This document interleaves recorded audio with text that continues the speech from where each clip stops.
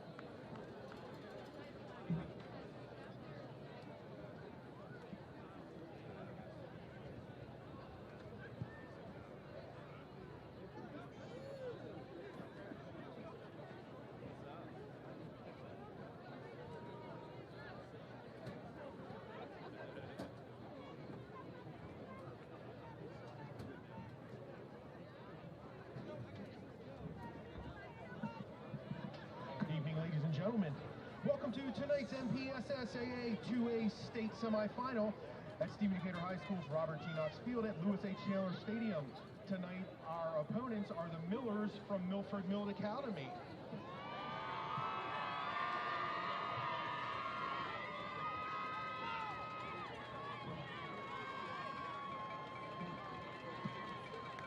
The MPSSAA is proud to have Wilson as our official football. For athletes to perform at their best, they require the best. For over 100 years, that's what Wilson has delivered. Not only is Wilson used for more high school football fields than any other brand, it's also the official ball of the NFL. Learn more at wilson.com.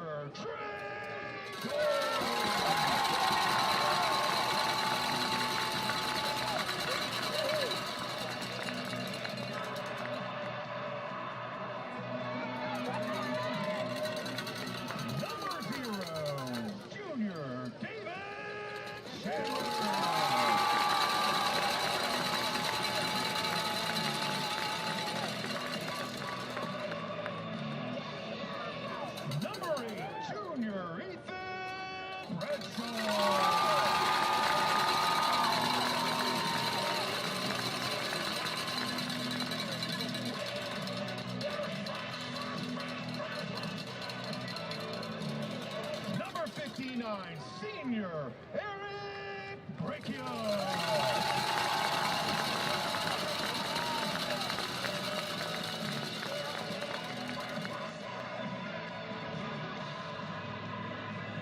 And number 3, Senior Gavin.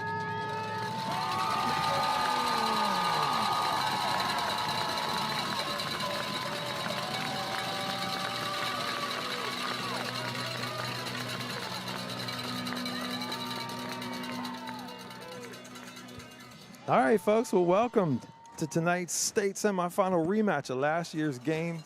The 9-2 Milford Mill Millers coming in to play the 12-0 Stephen Decatur Seahawks. My name is Mike Hughes. I got my man Tyler Riley with us. We're going to be joined in the second half by a professional, Mike Bradley, from Overtime Live. And truly, he shakes his head. No, he's taking notes. Yeah, he's already he's already got taking stats notes. Printed out. Yeah, it's going to get good in the second half, so stick around. But we're looking forward to this one, man. How you feeling tonight? Oh man, look, I tell you what, and was thinking about it. As soon as we got up this morning, last night, just kind of anxious. Was across the bridge, had Thanksgiving, Ellicott City, Kingsville, Perry Hall. So a lot of talk about Milford Mill while I was across the bridge there with some family and friends and stuff like that. And I tell you what, I like our chances. I do know that Milford Mill, it's going to be a heavyweight bout. So, trading blows right off the get-go. We want everybody out there to realize that, listen, don't expect your 52-7s this week. Don't expect them at all. Absolutely so be ready for a great football game. Last year's game, an incredible game, 40-33. Decatur came up just short, had the lead, and Milford Mill scored with 37 seconds left to win. So we're going to have the national anthem and the coin flip, and we'll be right back. Oh, say, can you see by the dawn's early light what so proudly we hailed at the twilight's last gleaming, whose broad stripes and bright stars through the perilous fight o'er the ramparts we watched were so gallantly streaming, and the rockets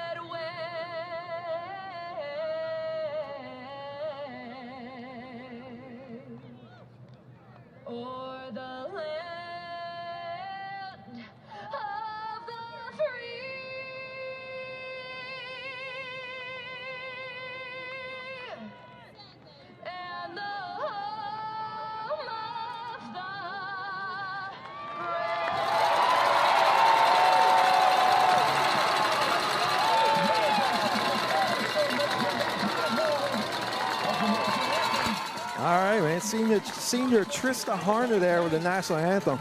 I'll tell you what, this place is jam-packed with people, and the energy is it's palpable. It's juiced. You can feel it in the air. There's no tryptophan going on right now, buddy. Not too much. If the turkey has been digested, I think, for all the fans out here. And what a rendition by the national anthem, one of our students. She's a cheerleader. Yes.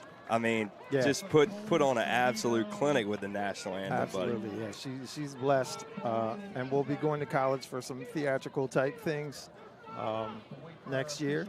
So thank you again, Trista Harner. The coin flip coming up. Tails never fails. Yeah. We'll see what happens here. Yeah, see what we can do. We were talking about it last week, how teams keep winning the coin flip and then giving us the ball first. And I don't know what a good plan, if that's a good plan or not. Yeah, I think we scored on, I think it was like, they deferred 6 times this year, gave us the ball 5 out of 6. We scored 5 out of 6 times. So. Or all 5 times, sorry. It's going to be a knockdown drag. Like you said a mouthful when you said heavyweight. Milford Mill, huge up front. They're going to try to run the ball. It's going to be all about us being able to stop it tonight, just like it was last year. Sean Williams, over 300 yards and 4 touchdowns against us. Now University of Pennsylvania. He's over on the other sideline tonight. You go back and forth on X every once in a while. Yeah, great. I tell you what, great people, great fans. Yeah. I mean, they're ready to go. Yeah, We're going to get to see the offense first, I think, Mr. Hughes. You're right. And little Enter Sam, man. I tell you what, like, you know, it's been a long time since we've been able to play in some meaningful athletic events and stuff like that. And I know you're playing gig tonight, Harpoon Hannah's after the game, stuff like that. But when you talk about, you hear the national anthem, and the hair stands up on the back of your neck. You I'd rather be out there than behind the microphone. Oh, yeah. You know, but it just, time waits for no man. Unfortunately not. Mother Nature's undefeated. Undefeated. Yeah. All right, man. So dropping back deep, looks like it's going to be Zachary Baker back there, David Chandler, Kareem Bolden as well. David Chandler picked up a D1 major college offer this week from West Virginia University. So yeah, congrats to David Chandler. And Coach Coleman, actually, I was turning the corner, brought me into his office when he made that announcement to him. So, yep. Actually, Boston College, too, followed right up with right after West Virginia. So. Oh, Boston College, too. Yeah. Okay. I heard it might be coming.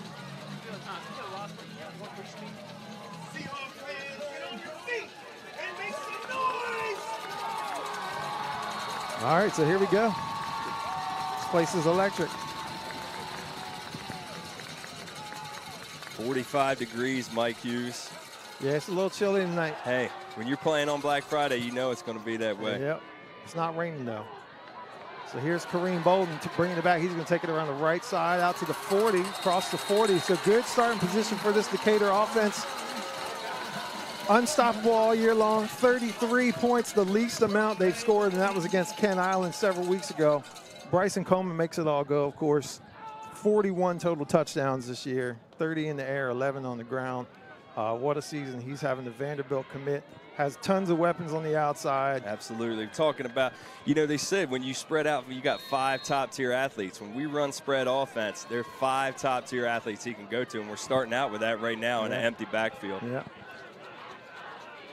Motion right here, and into the backfield comes A.J. Cobb.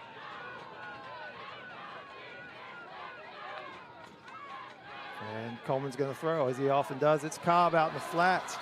And that's going to be almost out to the 50, about outside of the 48-yard line. Nice pickup there, about 6 yards to start. Yeah, last year. I mean, design screen right off the get-go. A.J. Cobb, this is his first year playing football. Certainly not who they thought would be getting the ball in the first play, you know? Yeah. That's the type of athletes you're bringing in, man. Yeah. So 5 wide outs again here for Decatur. Bryson takes a snap, quick throw out to Salido, makes a tough catch over his head. That's going to be enough for a first down, and we're on the move right away. Hey, listen, Gavin Salido, pure athlete, probably about 5'7", 5'8" on a good day. Extends up over the defender, showing, I mean, literally probably about just vertical athleticism at its finest right there. Got a couple offers, Campbell University, Catholic University that I know of. Nova's on there too. All right. It's going to be a good slot receiver for somebody. Again, quick screen to Zachary Baker. It's going to be about 6 yards before he's brought down. about the 40 of Milford Mill. So Decatur's getting after it. Fast moving, quick. This is a quicker pace than we've seen from them this year, really. I don't know if it's something they saw on film or not, but look out here with no runs so far, but when you get a direct snap to an athlete like Bryson Coleman, you expect probably a design draw somewhere in this first sequence of play calling. Absolutely. Salito in motion. And here's your draw right there. Nice call, coach. He's going to fall forward, be close to another first down. Be just short. It's going to bring up 3rd and 1. Yeah, I mean, you got a premium athlete back there, you know, ATH, literally on the spreadsheet. He's going to be listed as QB only, but really it's ATH, 6'5.5". Yeah. Probably 215 pounds, size 15.5 shoe. Yeah. And moves literally like a lightning bolt. We're talking 4.5, 4.4 speed here. 2 NFL-sized quarterbacks tonight. Deshaun Purdy for Milford Mill goes 6'4", 6'5", 215 too, as well, I should say. So 3rd and short here.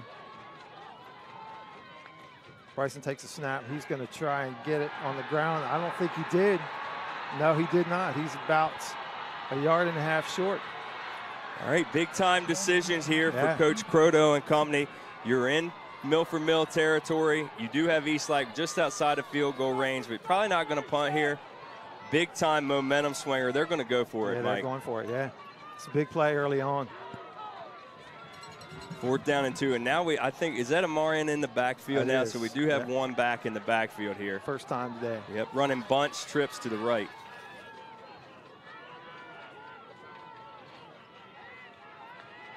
Coleman takes a snap. He goes around the left side. He can get it easily, and he may go. He's going down to the 20. First down and more. Huge play early on for Decatur. I mean, Bryson's running downhill as soon as the ball hits his hand. Snap gets him right center cut. He two-hand and gone downhill, runs left. Man, that's a great design play there. So 1st and 10 down at the 19-yard line. Now maybe in the 18. And Decatur's threatening inside the red zone here on their first drive of the night.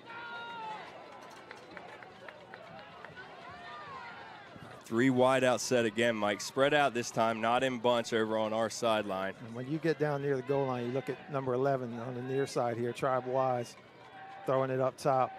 Yeah, if it's going to be athlete, you know, just if you're running man, it's going to be who can beat their guy. Yep. Nice handoff. Get to Omarion Manuel. He's going to go down to about the 6-yard line.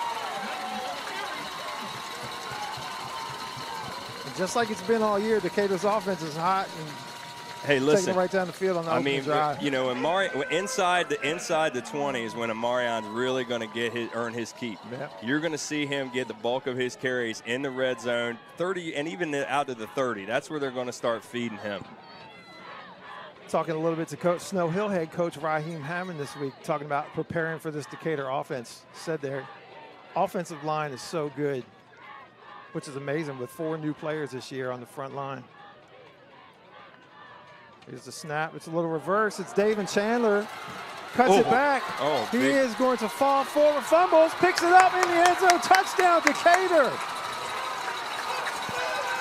David Chandler from 6 yards out. Oh, wait, I haven't seen a signal yet. Did they score it? Yeah, they did. Okay, I was going to say. 6 yards out, David Chandler. Hey, I'd rather be a little bit lucky than good there. Got stripped right on the goal line. Absolutely shook the first defender right out of his sneakers. I mean, if he's wearing Chuck Taylors, they're PF Flyers standing down there on the 1-yard line now. He left them literally on the hash. So extra point coming up from Brogan Eastlake here, who's as close to automatic as it gets. And Milford Mill jumps. Decision time.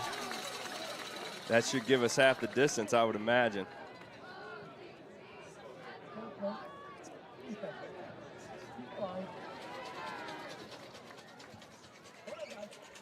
We got Stephen Wade and Adam Gardner in the house, man. I didn't even know. OGs of the YouTube SDHS Sports commentating team. Low snap. That kick is up and it goes through, a flag down. And we'll see what that is. I think it's going to be on Milford Mill again. It'll probably be declined, I would imagine.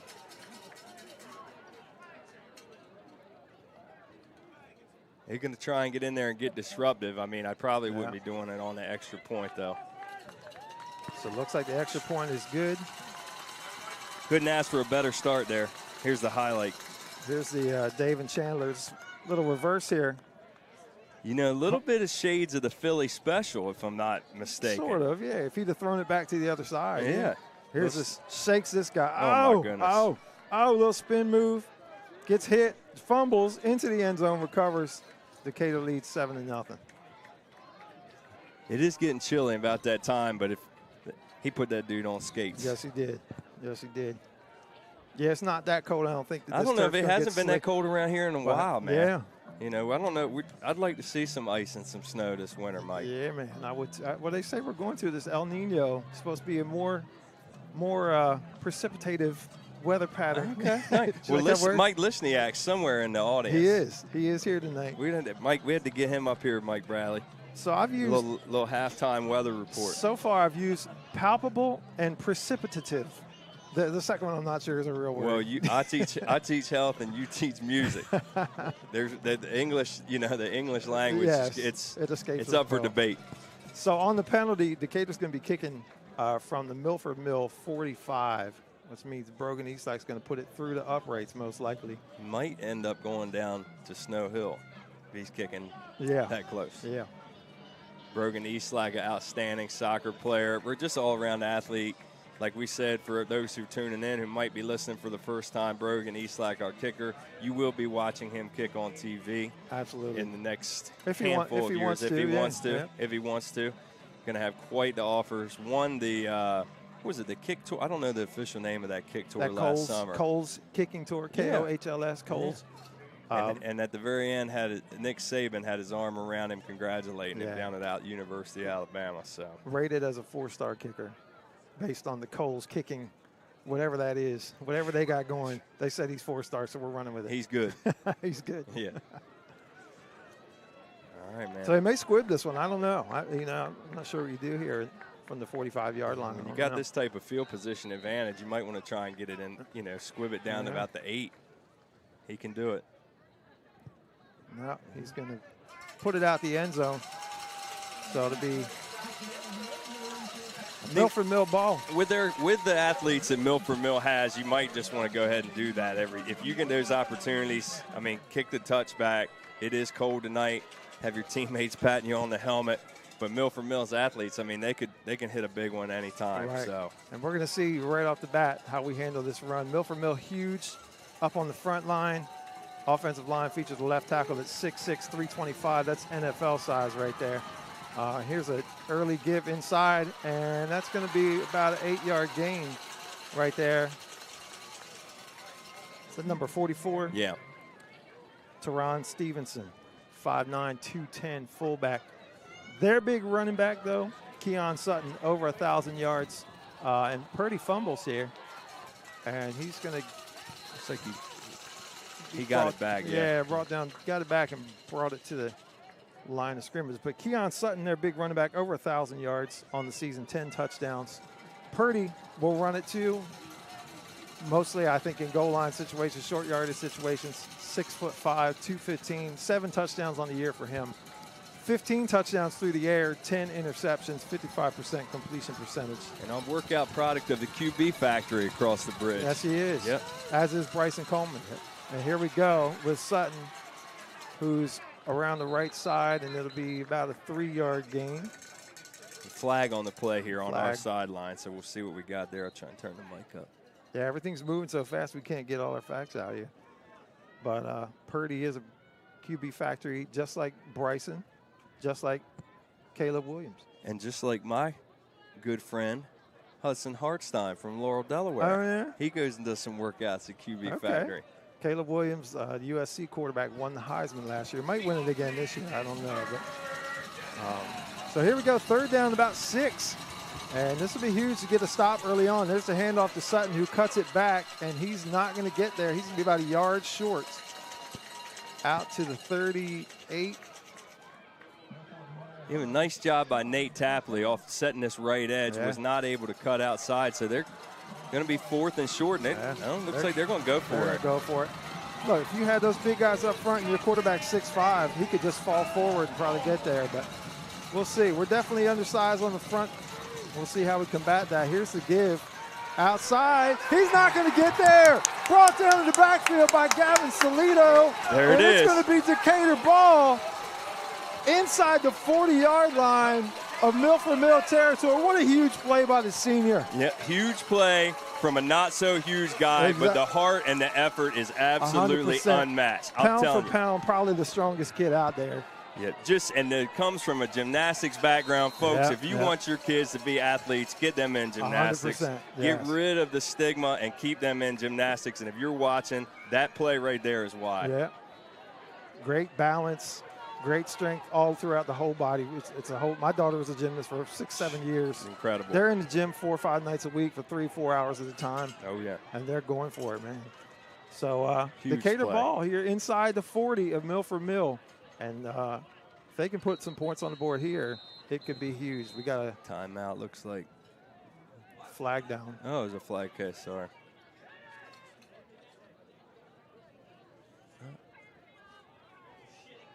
Delay a game. Okay. Huh. Delay a game. Referee's mic doesn't appear to be working, but that was a delay of game. I'm not. Emotions running high, crowd involved. You know, took a little bit too much time there. Didn't get the snap play also. That not the start you want to this drive. Nah. So to be 1st and 15. Still great field position though, so we'll see. Yeah, points would be key here. I mean, even get in East Lacs range and get 3, that would be huge. Coleman drops back. He's going to roll and scramble back to about the original line of scrimmage, about a 5-yard gain there. So, yeah, if Decatur can force Milford Mill to have to throw, they're going to be super successful. Absolutely. And not taking anything off of, Deshaun Purdy. Right. Oh, definitely not. We saw him warming up. Yeah, heck of an athlete, but has trouble sometimes release point. He's inconsistent. Accuracy can be a problem. So if we're making them put the ball in the air, that's in our advantage. There's a screen to Bolden, who's going to be that's going to be incomplete. It looked like the ball kind of fluttered coming out of Coleman's hand there. They're reading. Good job. You can see their athletes now are kind of hunting these short wide receiver screens so far. They're just about a half a second too slow. You got to watch Zakari leaking out on the long pass. When they're playing up, jumping these short routes is when Coleman and the Seahawks like to hit them long. So 3rd down and long here, 3rd and 11 at the 39-yard line. Coleman drops the pass. Throws to his right side, and that's going to go out of bounds, and that's going to bring up 4th down and 11. We do have a little bit of that northeast wind coming off the water. There is some moisture in the air. I mean, it's not really like just a high barometric pressure night with dry, cold air. I mean, it is a damp air, so the ball looks like a little bit slippery. Coldest game of the year so far, too, so we'll see if that has an effect. It didn't on the first drive, but here we are. It looks like he's going to quick kick it here, and he does. And that's going to drop and roll inside the 10-yard line there where Milford Mill will start from their 9. So 6:15 left in the first quarter. Decatur leads 7-0. We'll be right back.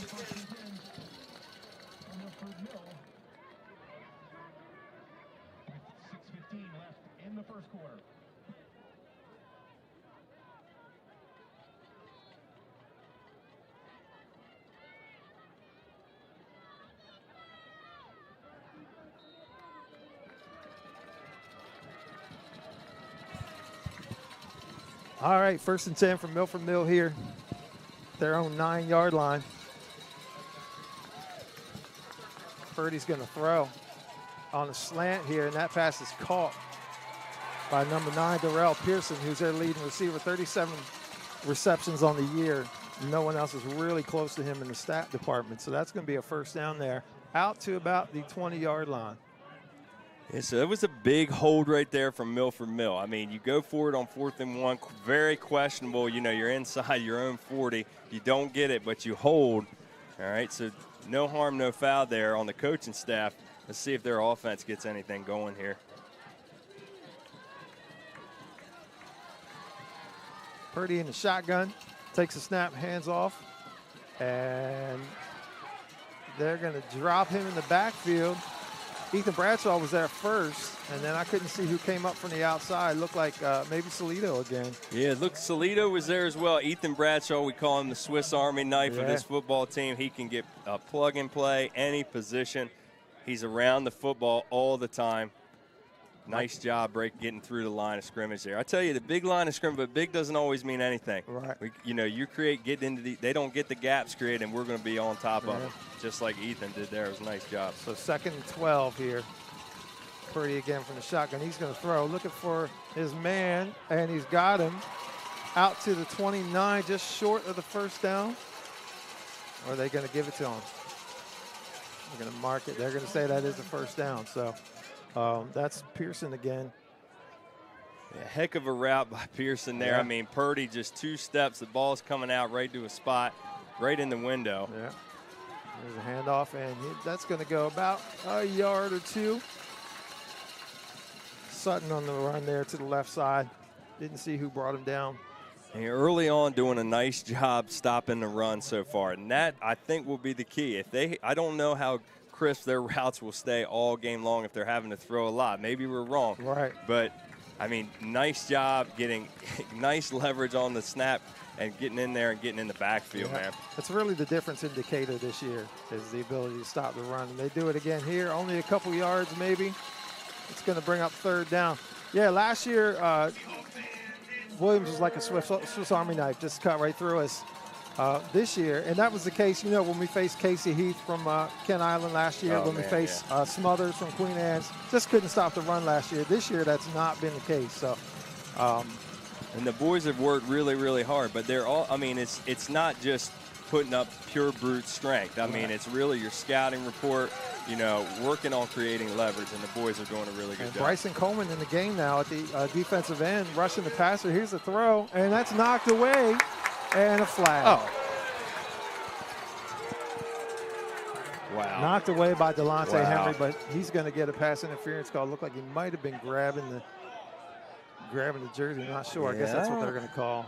I mean, right as soon as he stopped his route, but I don't think. Yeah, and that's what they called pass interference. That's a call, full pass interference. I maybe thought like a hold. Maybe could have called a hold there, but. I mean, full pass interference. I mean, there was really no impeding of him making the catch prior to the ball getting there. Right.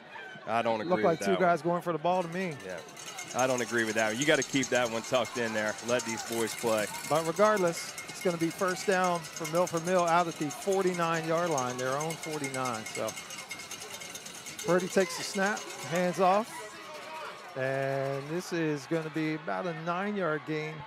Inside Decatur territory down to the 42.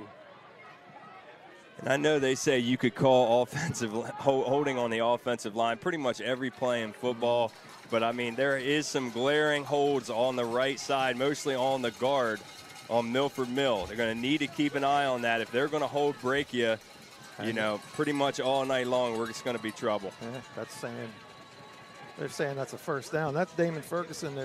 Their number 2 running back on that last run there. So here comes Sutton, their top guy. He's around the right side, and there is a flag, and that's probably going to be a hold.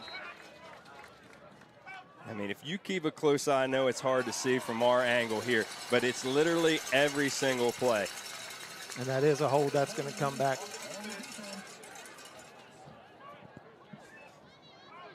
Yeah, he said it's on the defense, but it's on the offensive line. So that's going to back Milford Mill back up into their own territory on the 49. All right, so that right there is what offensive coaches do not want to see. You're literally having the best drive so far of your night early, but best drive yet, and you get the hold. Yeah. They're going to need to clean that up because if you really see Breaky is doing a nice job there getting past this man every time.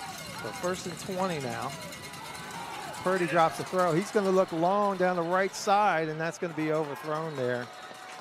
Looks like Owen Newborn, maybe the intended receiver, number 2 over there, with Trey Dorn in coverage. Yeah, Trey, nice job there, running step for his man, no grabbing. They are not afraid to take a deep shot, Mike. Wow. And he's got the arm to do it. It's effortless. It comes out of there so nice. I mean, that was just a teardrop throw right there, right to the spot. Just a shade overthrown. Good cornerbacks here for Decatur. Haven't been tested this year. We haven't faced a pass-heavy offense, really. So we'll see how it goes tonight as the game progresses. Here's the snap. Purdy drops the throw again. He's going to go long again down the right side. And this one's going to be caught. And he is inbounds at the 10-yard line. Boy, oh boy, that is a big hitter there. Went right after Dorn again. That time he got beat right off the line of scrimmage. They're saying both feet were inbounds there. So it's going to be Milford Mill ball at the Decatur 9 now, 1st and goal. And they're throwing a lot more than I thought they would throw. A lot. Yeah. So Purdy takes a snap, hands off. There's a hold again. Not called. Not called. Inside the 5 down to about the 4. I mean, if you run it back and hit pause on this YouTube broadcast, Salito through the line of scrimmage right on snap, and he has gotten absolutely mauled there. No call.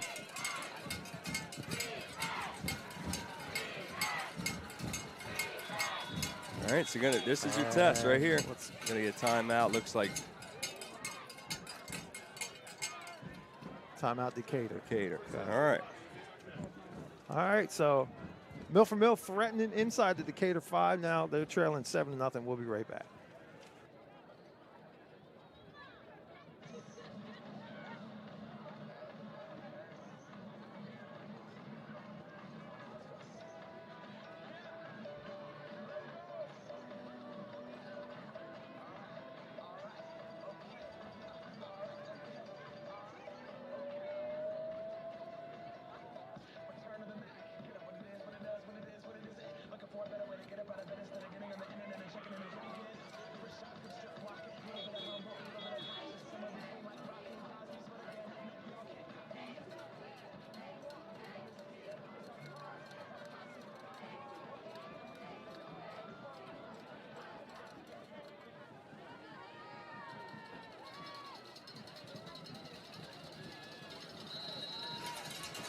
All right, coming back in here, Milford Mill just inside the Decatur 5. Purdy hands off to the right side, and that's going to be a touchdown. Can't see the number, but I think might be Damon Ferguson. I'm not totally sure. All right, so there we go. This is what we talked about here. The back and forth blows, it could be traded. How are we going to respond? I'm really not so sure that this isn't the first time we've been tied after the clock has actually started in games all season. Maybe Ken Island? Was it Ken Island? Queen Anne game. First quarter. I think it was 0-0. First quarter, yeah. So here's the extra point. Kick is up, and it is just barely good. Thing hit the crossbar and went over. So tied at 7. So 1:55 left in the first quarter. We got a good one here tonight. Decatur and Milford Mill tied at 7.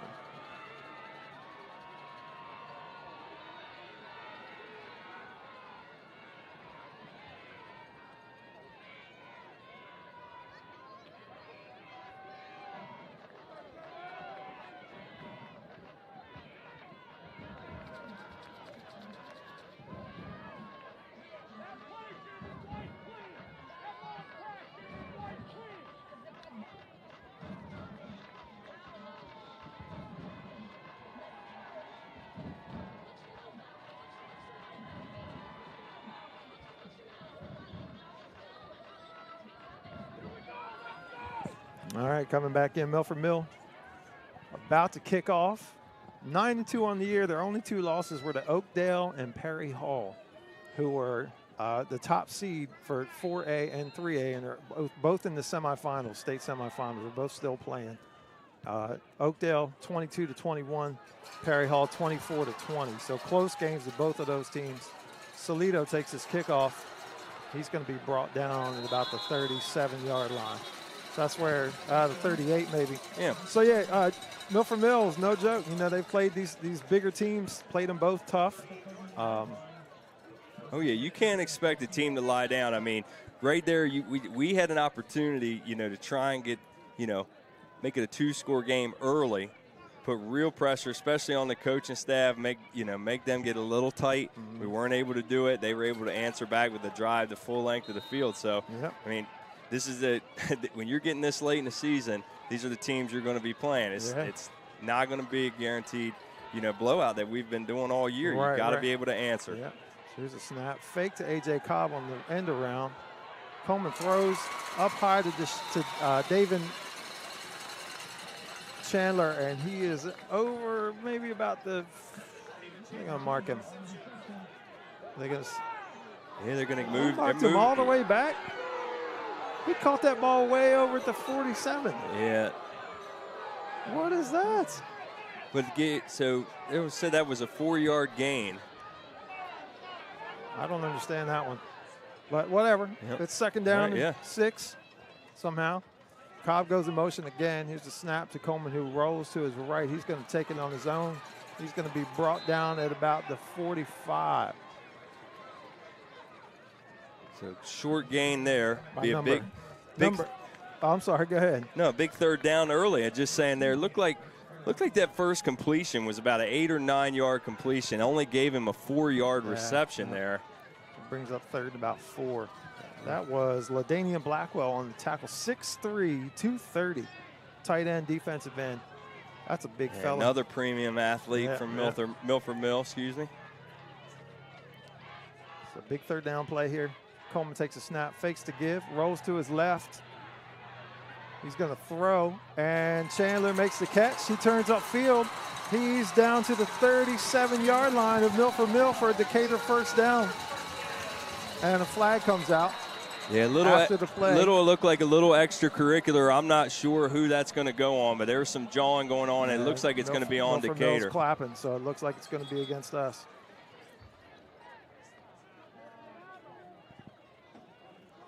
Wait and see what the call here is.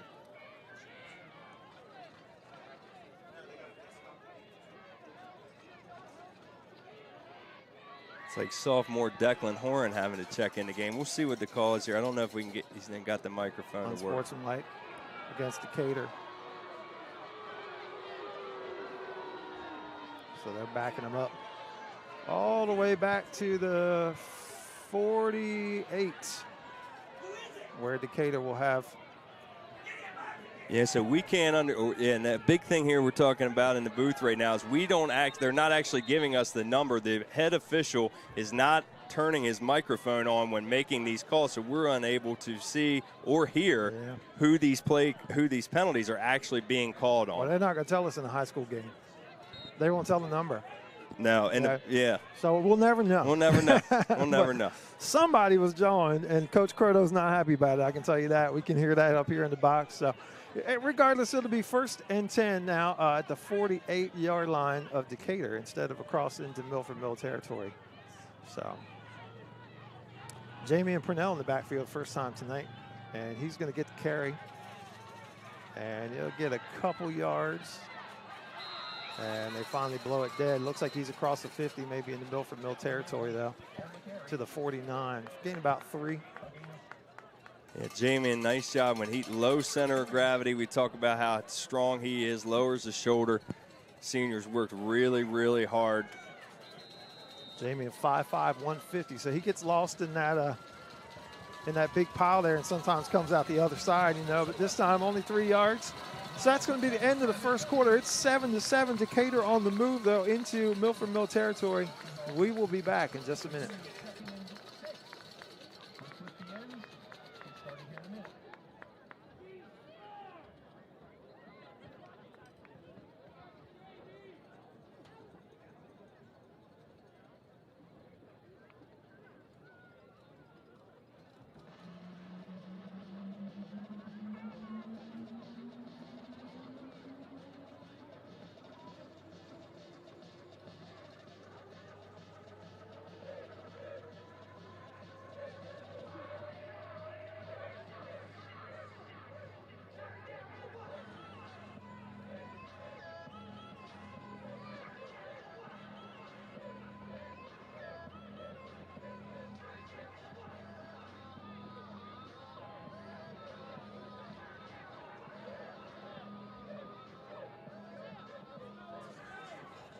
All right, coming back in here, start of the second quarter, Decatur and Milford Mill High School, or Milford Mill Academy, sorry, tied at 7. 2nd and 7 on the Milford Mill 49-yard line.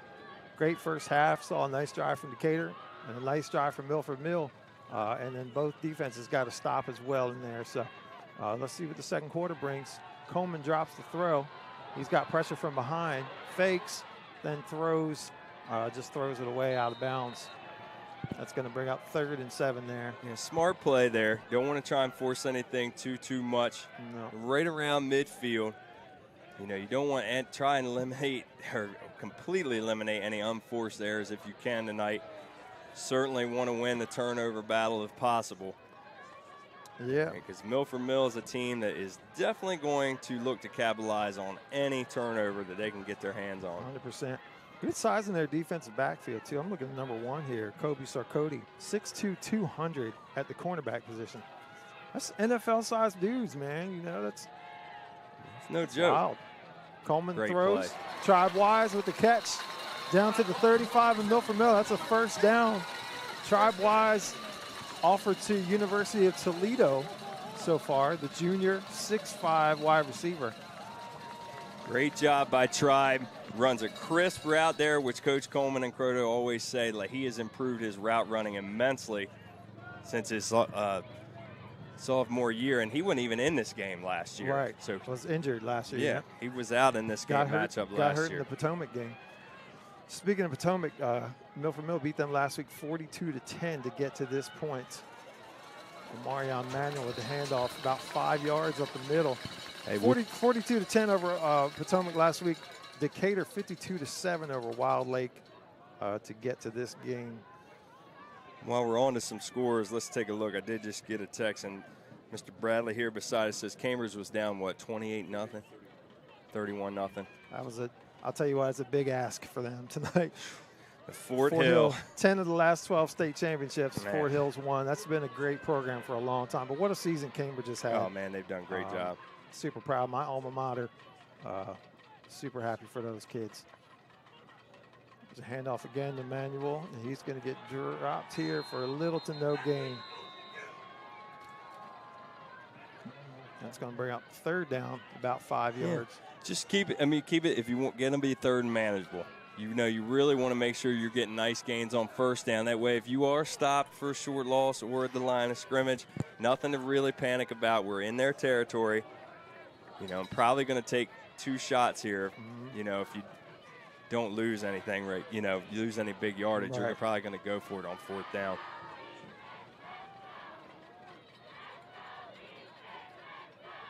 Toledo goes in motion here. And then Chandler goes in motion. He's going to get the end around, take it to the right side. He's going to be near a 1st down, still running. Going to get still up, and he's got finally brought down at about the 28. That's going to be a Decatur 1st down. Move the chains. He's tough to bring down. What you always say each week, Mike, he's got juice. Yeah, he's sauce. He's got sauce. Yeah. Juice, sauce. Same stuff, yeah. It's messy. It's messy. It's messy, and it just, you know, it's hard to clean up, man. He's got it. You know, he's got the it factor. There's just something about him. When he has the ball in his hands or he's going to get the ball, he's angry. Yeah. So what we got here? We got a timeout, Milford Mill. So 9:51 left in the second quarter. Decatur's moving the ball. We'll be back in just a second.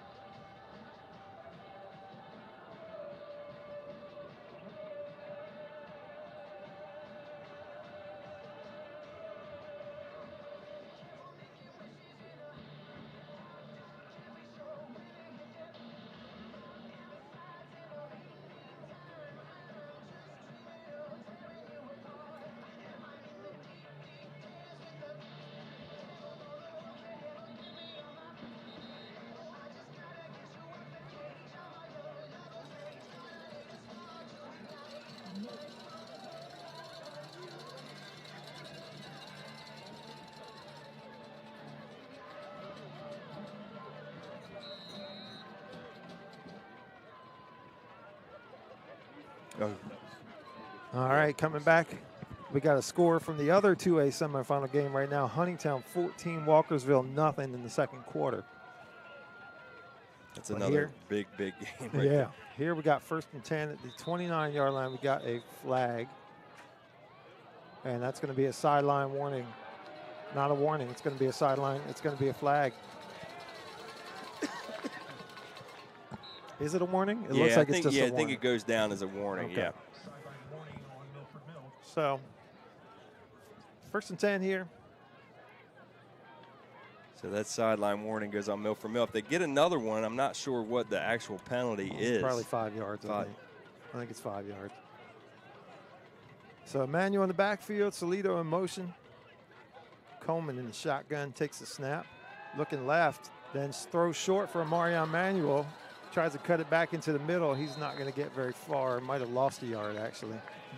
Yeah, the ball is just floating out of Bryson's hands just a little bit. Yep. Just a little bit. It's just, I don't know if it's just like a little slippery, but the ball is just coming out like it's floating, just a hair, and giving Milford Mill time to kind of close the distance there and get the gaps closed in. So we'll see. Well, he was looking long, but I guess Baker wasn't open, so he went short to his outlet, but going to bring up 2nd and 11.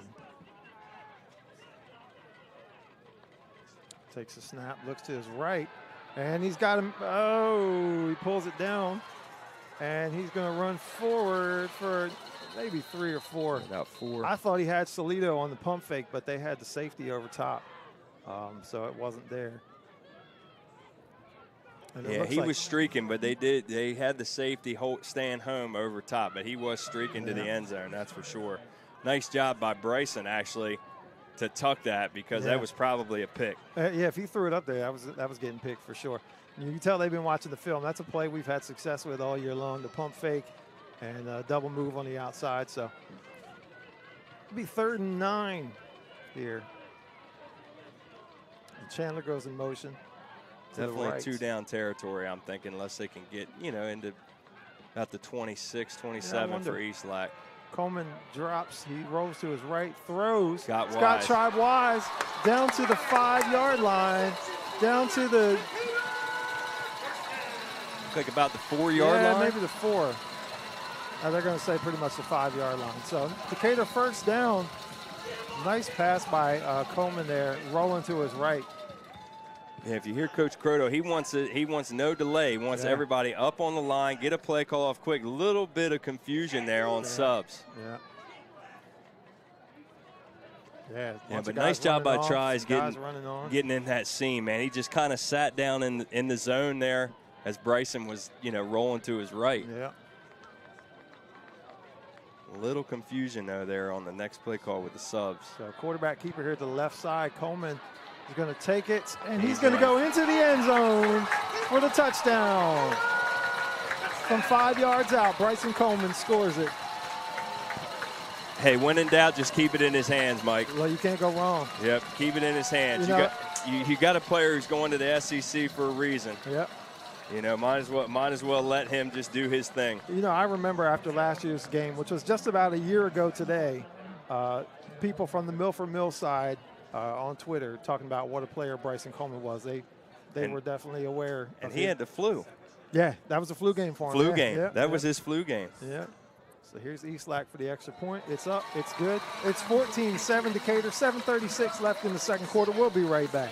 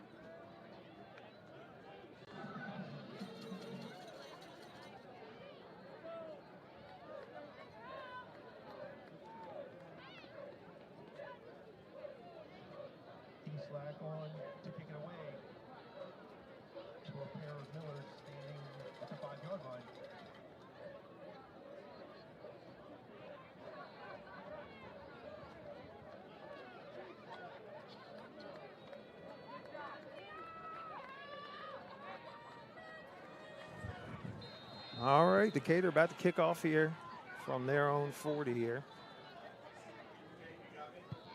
And Eastlack sends that one deep, and it's going to bounce out of bounds. Unfortunate there. Bounces out of bounds at about the 5, which means it's going to come out to the 40-yard line for Milford Mill.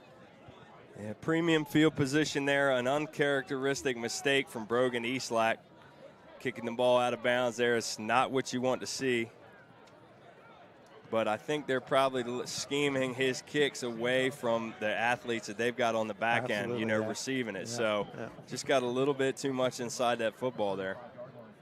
Oh, it's a 35, my fault, not the 40, to the 35.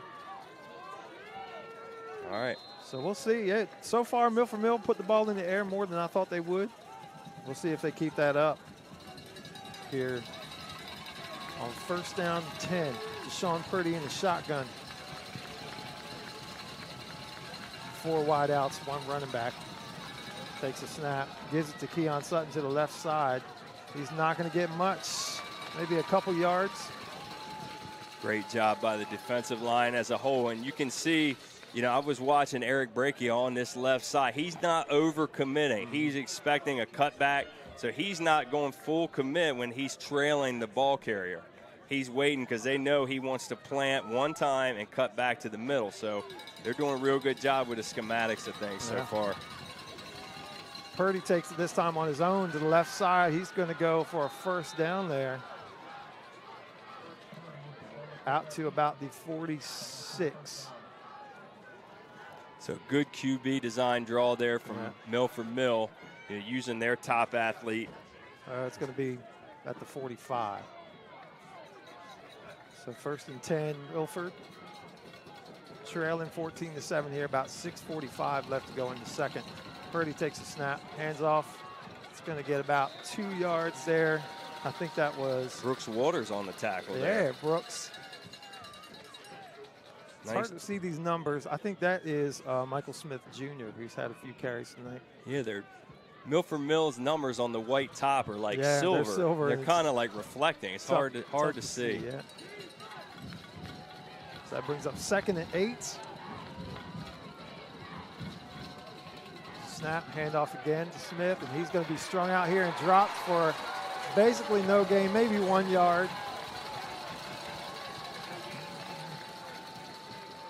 And that's going to bring up 3rd and long.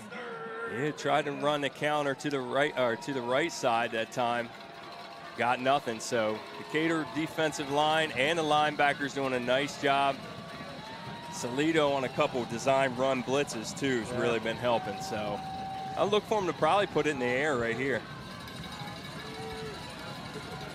3 wide outs, and they got the big tight end in LaDainian Blackwell as well. So there's the snap to Purdy. He drops the throw. Looking down the field over the middle, and it is Blackwell who's going to be across into Decatur territory for the first down to the 41. And exactly there, he just pointed first down, and they threw the flag. They did that to David Chandler earlier. Now they've done it to Blackwell. Gave the old first down signal, and the flag was thrown. So, yeah, so that should be a matching unsportsmanlike and should back them up. Yeah, if you're going to do it to one, I guess you got to do it to both. So it'll be a first down, but it's going to back them up. Back into their own territory.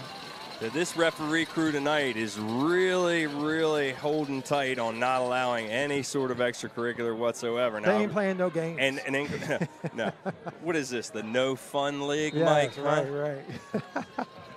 We get to watch that all Sunday. Right. Jeez. Yeah, it's just, whatever. I guess I'm glad they called it both ways, though. Yeah, I know. Yeah. I know. My buddy Chris Van Kloppenberg, I know he's listening, and he loves flags being thrown. So 1st and 10. Purdy drops the throw. He's going to lob it down the left field side, and that's going to go out of bounds. Incomplete. Over there was Delonte Henry on the coverage. That's right there what the scouting report says about Purdy. He's got the plus arm, comes out easy, but he gets a little bit too much under it sometimes. I mean, that ball hit probably 5 yards out of bounds. I mean, that's not where you want the ball thrown. You want it on that sideline shoulder, but that's just way uncatchable right out of his hand. Second and 10 here, second and 10.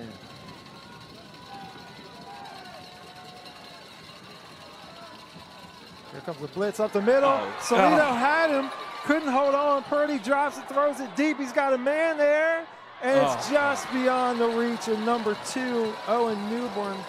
Salito was through, had Purdy dead to rights. Purdy wiggles away, throws that ball about 55 yards in the air, maybe further than that. Well, the first thing that I saw out of the corner of my eye is when Salito had him wrapped up, both cornerbacks for Decatur froze. Yeah. And both wideouts for Milford Mill kept going. So they got away with one there. You got to hang in there. I know you want to find the football, but you cannot freeze. Definitely a beating his man. Yep. So third and long here, not where Milford Mill wants to be. From their own 44. Third and 10. They're throwing the ball on us a lot better than I expected. Purdy drops and there's a flag down. Delay a game? I don't know. It was over on the side.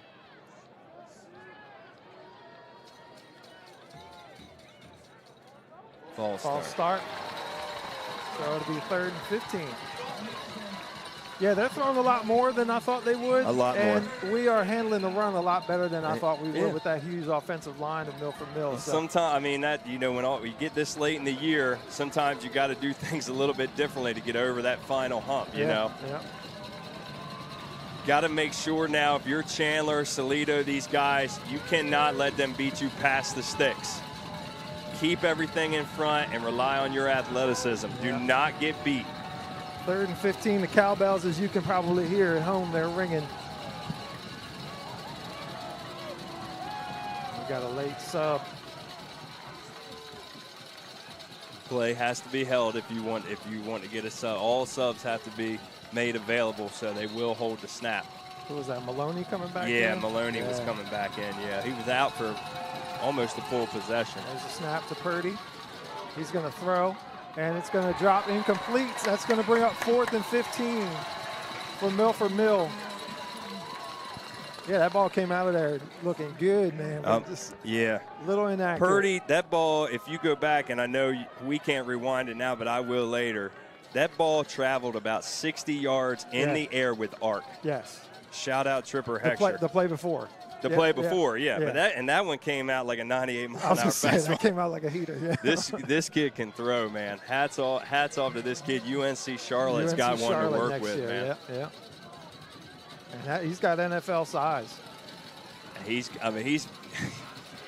these two guys at quarterback. This is really special, man. It's just really something to soak in. So Milford Mill's going to punt. The snap is over the head. There's of the the mistake.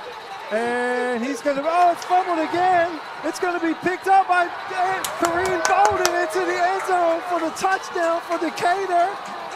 Yeah, baby. That's the one. You cannot have, you got to be crisp. And special teams, turnover margin, those are the things that you cannot lose by. And I tell you what, I see every fan on Milford Mill's side standing and speechless. Yeah. Standing and speechless. 20-7, Decatur goes up there. Same, if I remember, the same thing happened last year in the game. Milford Mill had a snap over the head of the punter. This time, it results in a touchdown for Decatur. Here comes the extra point for Eastlack.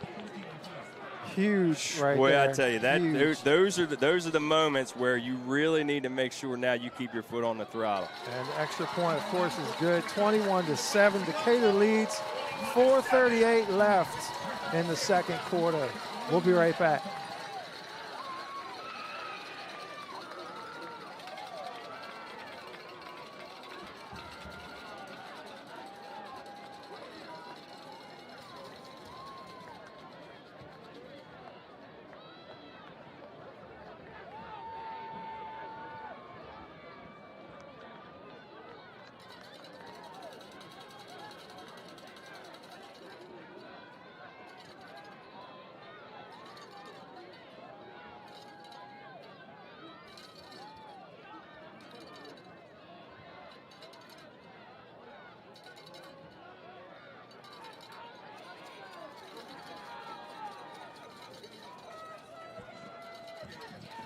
All right, about to kick off here. 21-7, Decatur leads.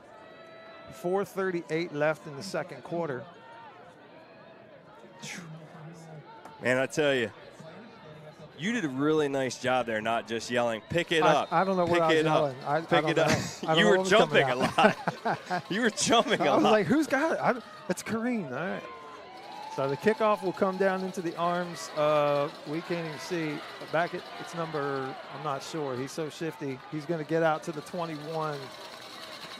I thought it was number 4, but I'm not totally sure. Yeah, it's really tough to see. We apologize for all the Milford Mill viewers out there. It was number 2, Owen Newburn. Okay, Newburn, yeah. He's a go-to name for them. Yeah, we've heard. Premium athlete, great student athlete. Said that name a lot tonight. Incorrectly or correctly, who knows? But we'll probably give him a lot of credit that he might not be doing, but you know what? We'll give him a shout out. You'll give him one on X. Yeah. There you go. All right. Only a 10th grader. Key here now, see if you can keep them off the board. If our defense right now can keep them off the board and hold the momentum that you just gained, you're going to be in really good shape. Yeah, and that was a quarterback draw, but that play is blown dead before it starts. Like another false start. I don't see a flag. Yeah. It is a false start. Yep, false start, Milford Mill. That's going to make it 1st and 15 inside their own 20.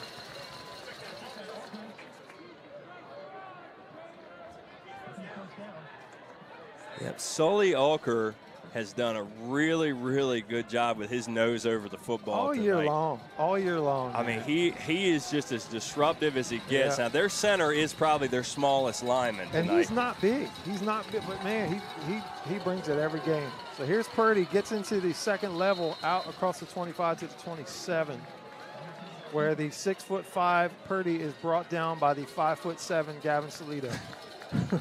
It's football, man. Yeah, it is. Both of them got up slow, too. They did, yeah. They did. And I think a little bit of a helmet tap to each other, too, there. Yeah. A little mutual respect going on. Those guys know each other from last year. Oh, yeah. And we got a flag down again. It's going to be another false start here from Milford Mill. I know it is on the high school level, but you know, they're over on this right hash, and our crowd, our sideline is very, very loud. And they're right off of the student section. The 2 false starts you could probably credit to our student section. You know, it's really, really, really, I mean, really loud for a high school football game. It's been loud here the last couple of years. Tonight is like, you're feeling it like actually in the booth here. Yeah. So 2nd down and 11. Purdy from the shotgun. He's going to throw quickly, and it's going to be, nearly picked off. Delonte Henry couldn't hang on. Throw was behind the receiver, and it was right into the arms of Delonte Henry, and that would have been huge. That would have been a backbreaker. Yeah, another 90-mile-an-hour fastball from Purdy there. Mean, exactly. So I'm not, I can't by any stretch of the imagination, I'm not blaming Delonte for not catching that football. Darrell Pearson. But you talk about blowing the roof off of this joint. If he had come down with that one, that would have been. Yeah, Darrell Pearson, the intended receiver, brings up 3rd and long now, 3rd and 12. Purdy drops the throw, pressure from behind, doesn't get there, and that's going to be caught. And he just did the 1st down sign again. No flag this time, but it's across the 35 for a 1st down to Owen Newburn, I believe. An absolutely critical 3rd down completion there from Milford Mill. Yeah. A lot of game left, obviously, but that was could have been a season-deciding 3rd down completion right there. So Purdy drops. He's going to scramble and get basically nowhere. Dropped at the line of scrimmage. Several guys piled up on him. Garrett Maloney, Maloney came. Yeah, he's been dealing with, had a little bit dinged up, but he came in and finished that job right there. So, you know, Purdy's a big kid to bring down, man. So it'll be 2nd and 9. Breka, Alker, Maloney, Tapley up there. Been pretty stout so far. Yeah, done a nice job so far, and I hope they don't wear down because they're going to stick with the run unless they're down by more than 2 scores. Right. So Purdy drops. He's looking long, throws, got a man deep down there, and it's knocked away by David Chandler. And that right there is why West Virginia University puts you on the other end of the cell phone Let's call. go. He closed the gap there. I mean, just an outstanding job. He was, I mean, he was burnt. Yeah. About halfway through that route, but he did an absolutely wonderful job of recovering and getting a hand on that football, man. That boy can play. He's got the sauce. Yeah, he's not the juice. I've been telling you all year. I've been telling you all year. He's got the sauce, man. So 3rd and long, 3rd and 9 here. Purdy drops. He's going to throw to his left, and that's going to fall incomplete. No flags. It's going to be 4th and 9 for Milford Mill. Purdy's walking off the field. Looks like they're going to punt. And here's where we got hurt last week. Okay, you got to be very mindful of a fake punt. Yeah. You know, little bit of panic could be setting in here. They're going to need to try something. Yeah. I would not be surprised, or I wouldn't say I wouldn't be surprised. They just need to be on read, you know, if there is a fake involved, because there's athletes across the board. You have to be mindful of that. Don't fall asleep. Yeah. Looks like they're bringing the house. Snap's good this time. Oh, he The blocked punt's it. blocked. Tapley's going to come up with it. It's fumbled again. It's recovered again over there by Ethan Bradshaw, and it's going to be Decatur ball at the Milford Mill 33-yard line. 2:01 left. A chance to put this one not out of reach, but in doubt early. Yeah. For Decatur. Things will be a little bit puckered if we can get 6 here, buddy. Yeah. I can tell you that right now. If we hold on, I'm not one that likes to say when, but if we hold on, point back to special teams play for turning the absolute dial up and the heat up on Milford Mill. Yeah.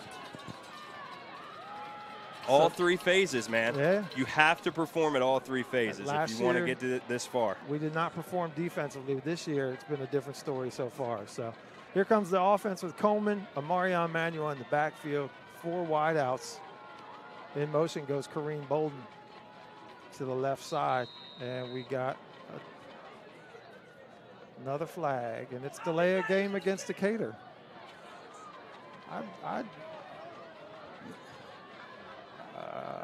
Okay, whatever. It's whatever.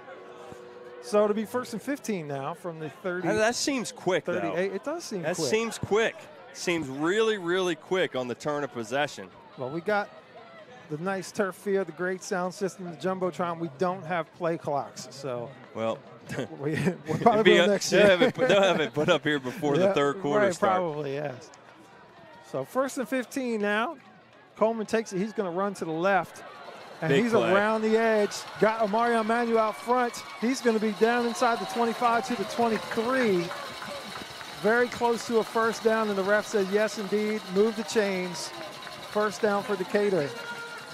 Goes out of bounds. Stops the clock at 1:53. Ball's going to be at the 20. So the adrenaline has worn off, and you're starting to see players on the defensive side for Milford Mill bend over a little bit, and they're gasping. Okay, so not a little bit of uncertainty creeping into Milford Mill's minds now. Snap for Bryson, fakes the handoff, rolls to his right, hits Ethan Bradshaw. That's going to be a gain of about 6 maybe? Yeah, inside the 15. Nice job there by Bryson. Being able to throw, you know, there's obviously, he's not going to Vandy to play quarterback.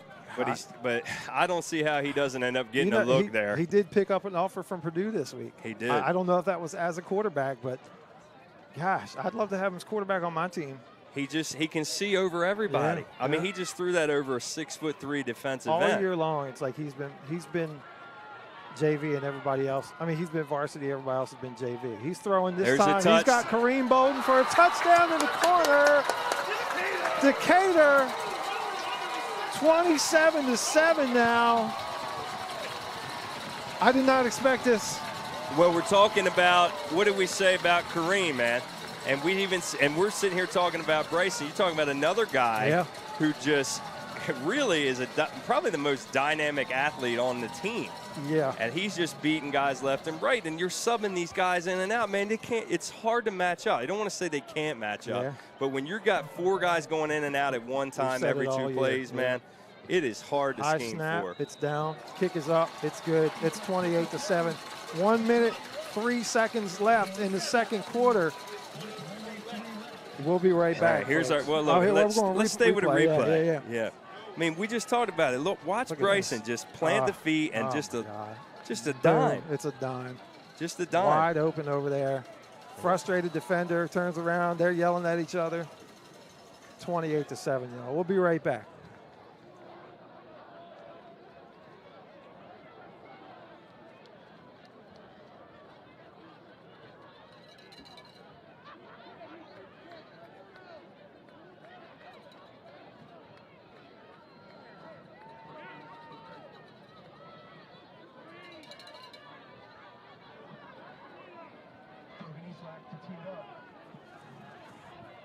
All right, minute 3 left in the second quarter. Decatur has blown this thing open 28-7 now over Milford Mill, who looks stunned. Their crowd, who was hyping in the beginning, stunned silence right now. Long way from over, but. Long way from over. And like we said, you want to make sure now, you know, try to minimize the big plays and keep the turnover margin in your favor. No dumb mistakes. Still can't see who's back deep for them. There's the kick. It's going to go into the end zone, so it doesn't really matter. It's going to come out to the 35. No, to the 25. One day I'll learn the rules of this game, you know. Is it baseball season yet, Mike Hughes? Not. I do know some of the rules to the baseball, but it comes out to the 20. We're going to have a lot of football stories to tell in the spring. Every level is different. You know, college, it comes out to 1 yard line. High schools are different. NFL used to be the 20, now it's a 25. I don't know, man. But either way. I can't keep up with anything in the NFL this year. Nothing. I don't want to say I'm disinterested, but it just seems that watching the NFL has been very I'll tell you, I'd rather watch this every day of the week. Absolutely. So first down, Milford, their own 20. Purdy in the shotgun. We'll see if they're going to throw the ball. Looks like they are. Quick slant there. And you definitely don't want to give up a big play here. But Pearson's going to have the catch. I think it's Pearson. And he's going to be out to the 38. It was Pearson. I mean, you got to see how fast that ball comes out of Purdy's hand, man. I mean, right on the numbers.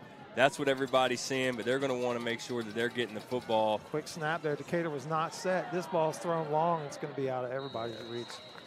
Decatur was running guys on and off the field there while that ball was being snapped. But they get lucky.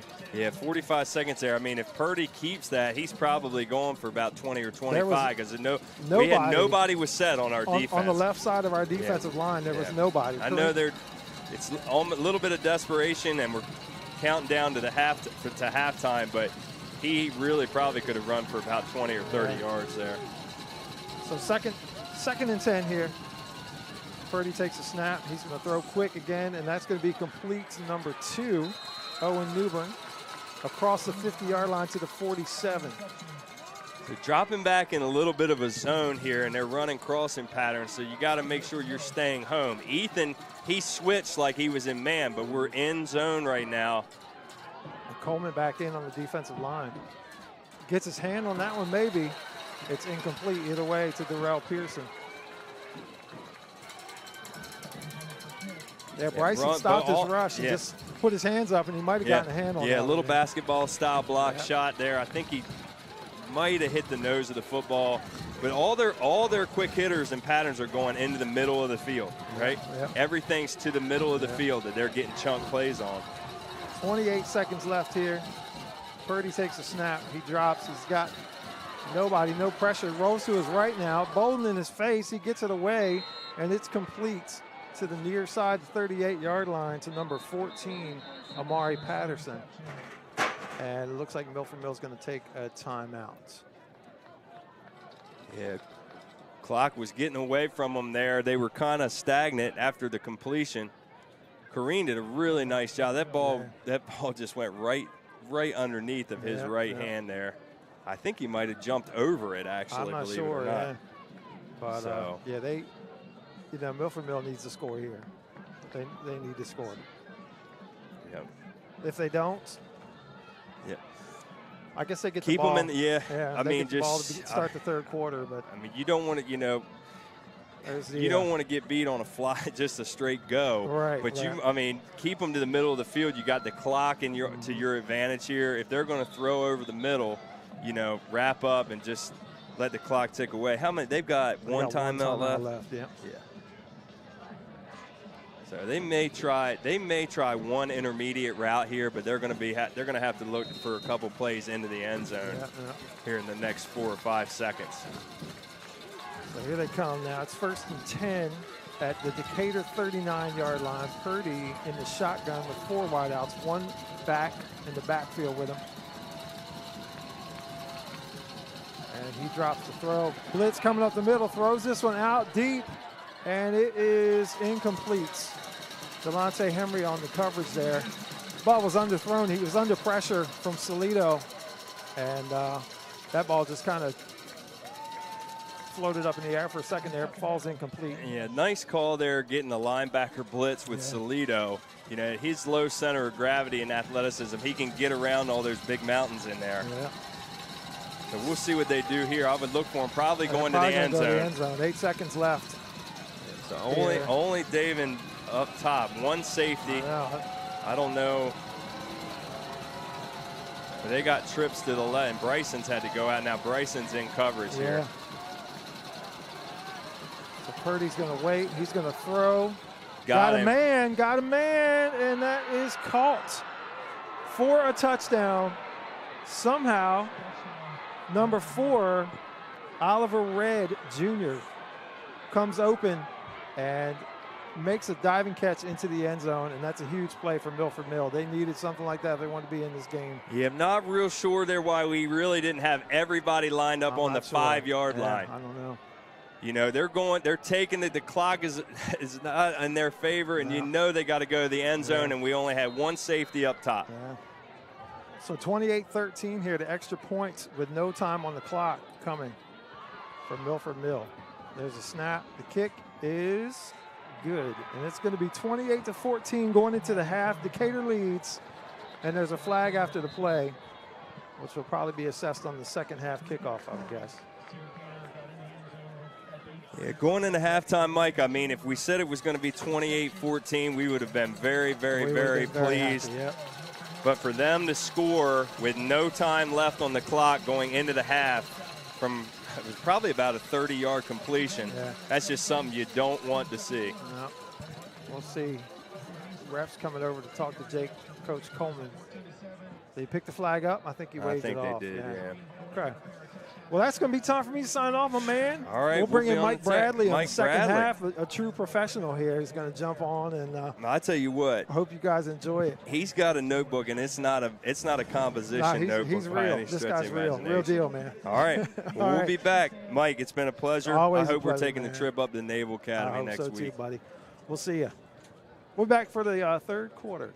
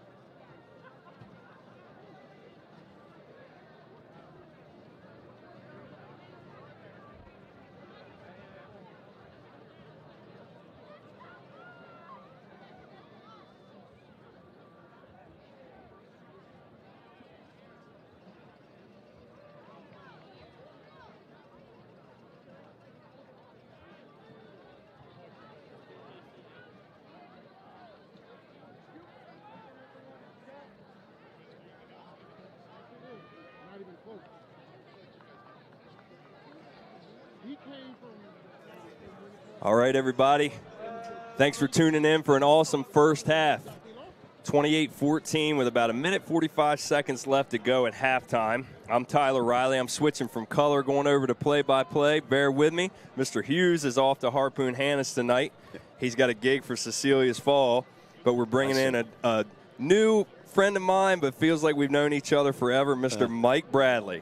It's good to be here. I was saying 15 years ago, I did my first radio broadcast here doing the Decatur games for 3 years. And it was a blast to see where this program's come to a state semifinal and 1/2 away. Pretty special. It really is, man. So we're so glad to have Mike and all his expertise and long tenure on the radio with us tonight. And we'll see what this second half brings. But he already knows that if you spend at least 5 seconds on this mic, you have to come to Annapolis Friday night if we get there. Oh, I'll be there. Okay. I'll be there. Okay, Yeah. good. Yeah. Awesome. Yeah. Oh, I wouldn't miss that for the world. No. Yeah, and I was there last year when Ken Island played these Milford Mill Millers, but now we got to bring it home to the shore, but still have a half of football to go. Right. Yeah. Got to bring it home to the shore, like you said. Mike's been around here a long time. Now, Mike, you said you're originally from Baltimore. Is that correct? Yeah. All I've lived over here since 04. Okay, awesome. Yeah. Now, where did you graduate high school from? Calvert Hall. Oh, Calvert Hall. Yeah. Awesome. So I'm awesome. suffering from that Turkey Bowl loss yesterday. Yeah. It was a good game. Oh, though, no, but it was a good game. We were tuned in up in Kingsville. My wife and all our family, they went to Perry Hall. Okay, yeah. And my brother-in-law was a big-time soccer player over there for years. Giuliano Salenza played for the Blast and UMBC. He's my brother-in-law. I know the name well. Yeah, so we got a lot of ties across this state that, coming in and out of here, and it's awesome to be able to have a broadcast with 2 quality football programs with a lot of history, man. But, something I think like we were just talking about with Mike Hughes, it's time to put a little history here at Stephen Decatur in our football team. No, you're absolutely right, and getting to a championship game would create a new chapter there, and one they haven't been in yet. All right. So what do you think, Mike, going forward? I think there's going to be, Milford Mill is going to they're going to move quick. Wouldn't you say, like, try and get some more points on the board as quick as possible, especially with this first drive? I mean, that score certainly made it where they don't have to abandon the run game. If they hadn't scored there, they'd have to be more pass happy. So they're still going to be somewhat balanced. But I agree, there's got to be more of a sense of urgency from the Millers in this one. Sure, and Milford Mill has thrown the ball exceptionally well. I mean, the 3 of us were talking, and even everybody else in the booth, we thought it would be primarily run, but we've done a nice job stopping the run so far. So, all right, we've got the opening kick, and it looks like it's going to be a big gain. Taken, still not tackled, and run down at about the 47-yard line, almost to midfield. So that's a big return so far, Mike. Yeah, well, and you're seeing the touchdown at the end of the first half, and then that return there. You want to stymie the momentum. So this is a big series for the defense here to stop that and then put the ball back in the hands of the offense. All right. So we're going to take a look here and see what Milford Mill and Deshaun Purdy have got up their sleeve for the start of the third quarter. And not that you want to take your foot off the throttle if you're Decatur by any stretch of the imagination, but not at all. You want to kind of have the clock on your side. Keep the clock moving if possible and go from there. All right, so we got one back in the backfield. Purdy takes a snap. He looks, and it's completed on the far sideline to, I think, number 5. Is that Damon Ferguson, Mike? I can't quite tell. It looks like it is. Yeah, those numbers are tough to tell.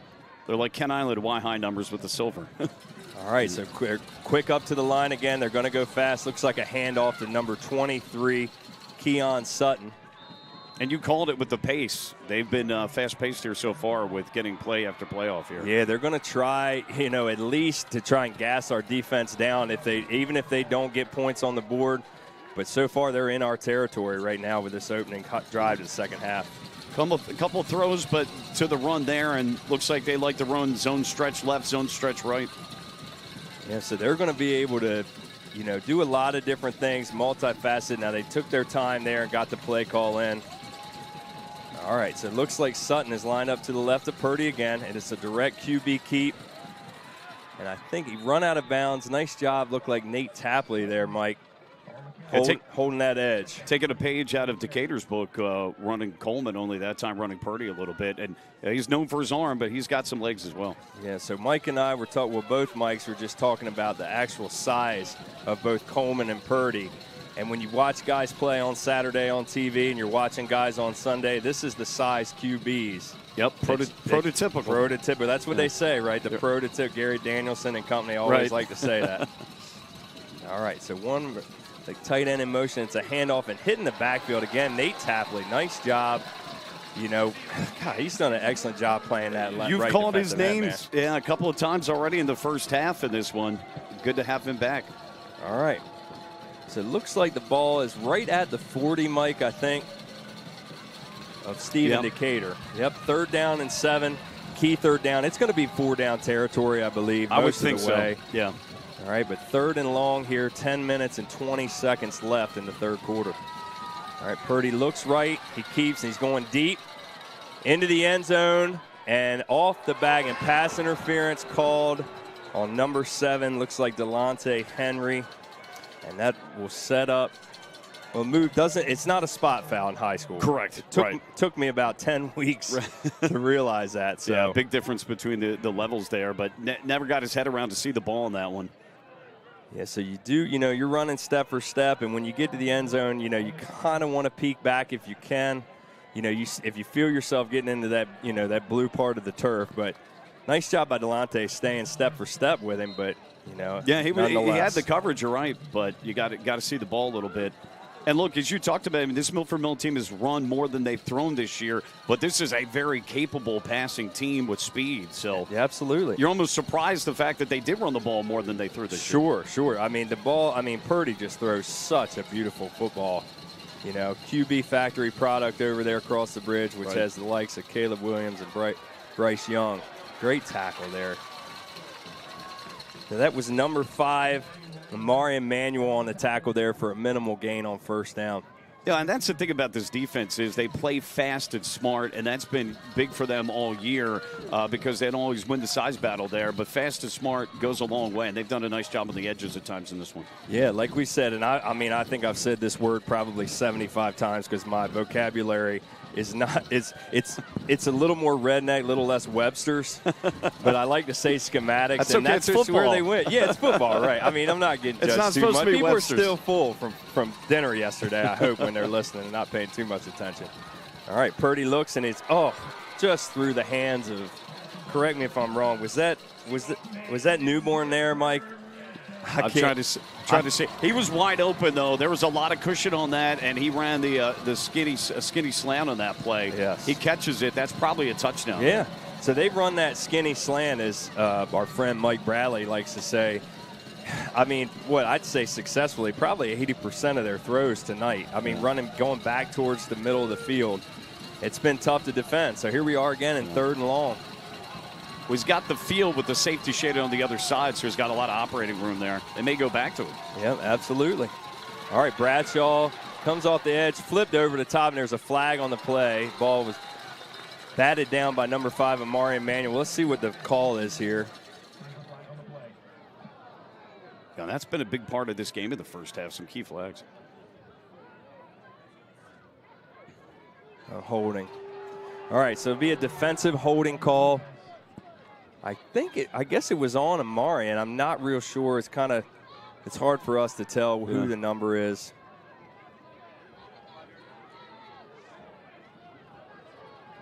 It's a little bit of confusion here. On the refs' mics tonight. Yeah, I know. They're not so working. That's going to be, looks like an automatic 1st down. So it'll be 1st and 10, Milford Mill. Ball's on the 13-yard line to Stephen Decatur, and looks a handoff to Sutton. He's running left. Tackled for about a gain of 4. Again, they need some key stops here. Yeah, nice drive right out of the gate so far for the Millers. And that kickoff return was big with the field position. Yeah, gets field position right off the jump. So looks like another handoff left. And he's going all the way down to about the 1. And they're not. I don't know. Looks like he's called out of bounds at the 1 or 2 yard line. Not real sure what was going on. They had him wrapped up, let the play go on a little bit longer there. Well, they obviously, at that point on this series, running to the left, so they like something there that they're taking advantage of. Yeah, they've seen something, when there's halftime adjustments and getting their film in. And so everything's really gone left, like you said, other than that skinny slant to the right. So 1st and goal from the 1. Looks like he's going to be in there. A little bit of confusion. They're trying to sort it out. Still some confusion. No call. Looks like he's going to be short. Yeah. Yeah, short by about a half yard, and we finally get a whistle. Well, I understand the call with his size. He's big enough to just kind of lean in, and a little bit of a brotherly shove there going on. So looks like they're going to go right back to it again, and looks like he's going to be in this time. So touchdown, Milford Mill. So with the touchdown to end the half, has officially swung the momentum back to the Millers, Mike. No, it certainly has. We talked about the fact they really needed to get a stop on this drive here, but at this point now the offense see what they can do when they get the ball. Yeah, so, I mean, it's really kind of a tricky thing. You know, we talked about how last year's game, it was kind of whoever had the football last type thing. Very reminiscent all of a sudden. Very reminiscent. Yeah, the back and forth. It's starting to feel like that type of momentum is coming back into play. So that's blocked. And picked up, looks like, and it'll be blown dead after that, yeah. So, and look, again, special teams has been big in this game all over the place as we've seen. So absolutely wonderful job. Looked like Gavin Salido there on that blocked extra point. Boy, he has had his nose around the football all night. And when the clock runs out today, Mike, we looked at each other and we said, special teams play. I mean, if you can win that battle, all right, you're going to be in good shape. So now, I mean, it keeps it at a 2-score game. Yeah. All right. Yep. Well, scoring an extra point, or if they go for 2, excuse me. But one of the scores coming off a bad punt snap there that Decatur was able to take advantage of in the first half. Yeah, absolutely. All right. So it's going to be about 8 minutes or so, and that's 8 minutes and 19 seconds left in the third quarter. 28-20, Stephen Decatur, and it's going to be a key drive coming up for Bryson Coleman and the offense. We will take a quick second, Mike. I'm going to give a shout out while we can across the top. At AGH, right, Park Place Jewelers, Preston Auto, Bank of Ocean City. We can't thank you enough for what you do for the scoreboard, for this broadcast, and all the student athletes here at Stephen Decatur. We really appreciate it. Yeah, that is some scoreboard. I know I was here when they were putting it in. I stopped by and talked to the crew. Oh, my gosh. Those guys, and it was a mess, but they did a really, really good job getting that in.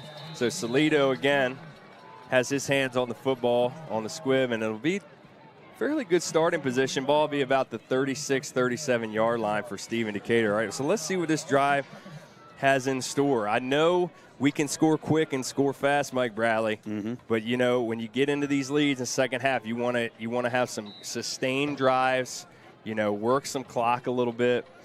Well, and to your point, you could see Milford Mill, they could score, and they could score quick. So keeping that offense off the field certainly doesn't hurt if you're able to mix run and pass here. Absolutely. All right. So no running backs in the backfield with Bryson.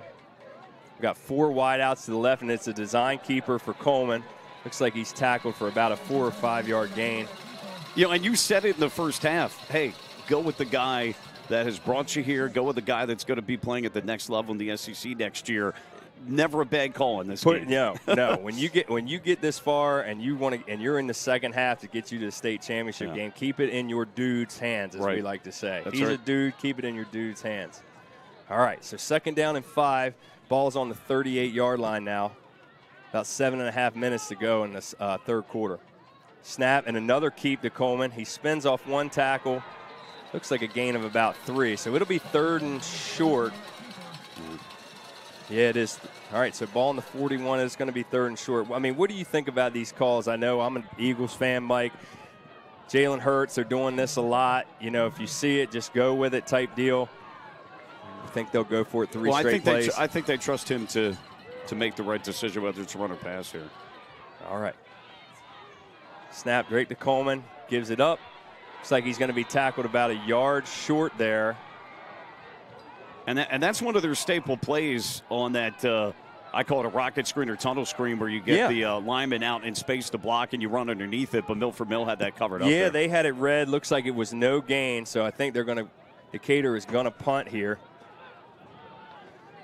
Yeah, it's definitely not 4-down territory. No, here. definitely not. Definitely not. Give it back to your defense. They've done very well so far.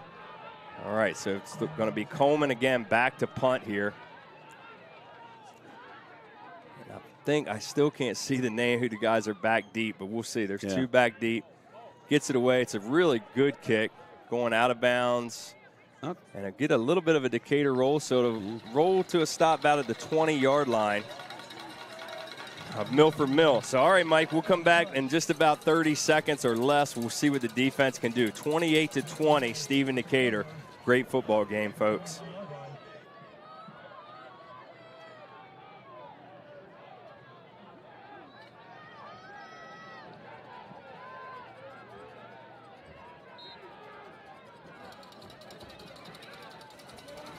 All right, we're back. And the snap immediately goes to Purdy. He hands off. They're running left. Looks like Sutton again. And, boy, they found something running off that left side there. Yeah, they certainly have. And, again, now that this is a one-score game, they do not have to get pass happy. Even though they used a lot of pass in that first series in the second half here, they could be balanced and run or pass here. All they needed was a quick score right out of the jump, and then they're back into their game plan. So they're running left again. Looks like for about maybe a gain of 1 or so. So it'll be a quick third down. About 3rd and 2 maybe. And on those plays, on those zone stretches, your defensive lineman, you want to try to stay straight up field and not get pushed to the left so that running back doesn't have that crease to cut back on. Right. You really got to stay strong. Yeah. Hold through like the blocks. Don't let them shed you out, your momentum to the sideline. Right. You don't want to get pushed horizontally. Okay, so scoreboard's reading 1st and 10. That is definitely not 1st and 10. No. Oh, they gave him the first down? So they did give him the first down. Okay, so he did get first down yards. They're going to run right now. All right, and he gets looks like about an 8 or 9 yard gain right off of first down for number 0, Michael Smith Jr. All right, so now Milford Mill is starting to really impose a little bit of what they do on the run. Yeah, that's obviously way too much on first down. And they gave him the first down. Yeah, so he got a 10-yard carry there. So Decatur's going to have to find some sort of way to adjust. But at any time, Purdy could throw a deep ball here on play action, Mike. That's true. Yeah. Another run to the right here for Smith Jr., and he gets 10 yards again. So they're averaging about, I'd say between those big, and there's a late flag. So we'll see what that is. It might be another unsportsmanlike. Decatur seems to indicate that it's on Milford Mill. And if it is, boy, you just don't want to have that type of undisciplined banner going on when you are really imposing your will running the football. So we'll see what they say here. By the way, I got a nice text from Trish Schoper, the wife of the late Sean Soper, said Sean's looking down on this game. He is, man. He absolutely is. Sean absolutely. Trish, we love you, and we certainly hope that we pull this one out. Oh, absolutely, get us across the finish line. Yeah, we really hope so. And I tell you what, there's a lot of people, you got like Sean, a lot of longtime families that run deep in the Decatur football program, the Henrys and the Tates and everything, and they're pulling big time here for our Seahawks. So it's going to be a first down on the actual carry, but the unsportsmanlike is going to back the football up to the 44-yard line of Milford Mill. So another carry.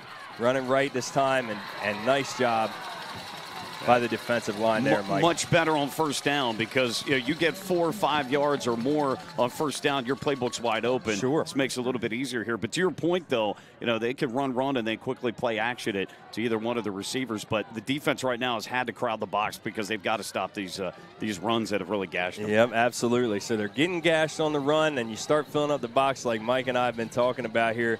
You have to be cognizant of a play-action throw, especially with a QB like Purdy. All right, so he's on a keep, and he's going left. Stiff arms Chandler and brought down for a loss, and the ball is fumbled, but there is a flag on the play. I'm not sure if it was a face mask. I think that would be the call, but I tell you, he did a heck of a job coming up and maintaining the edge, and then coming up and making the tackle. That was a heck of a tackle. We need to, if we can get a replay here, we'll see if it really was a face mask. It's kind of hard for us to see.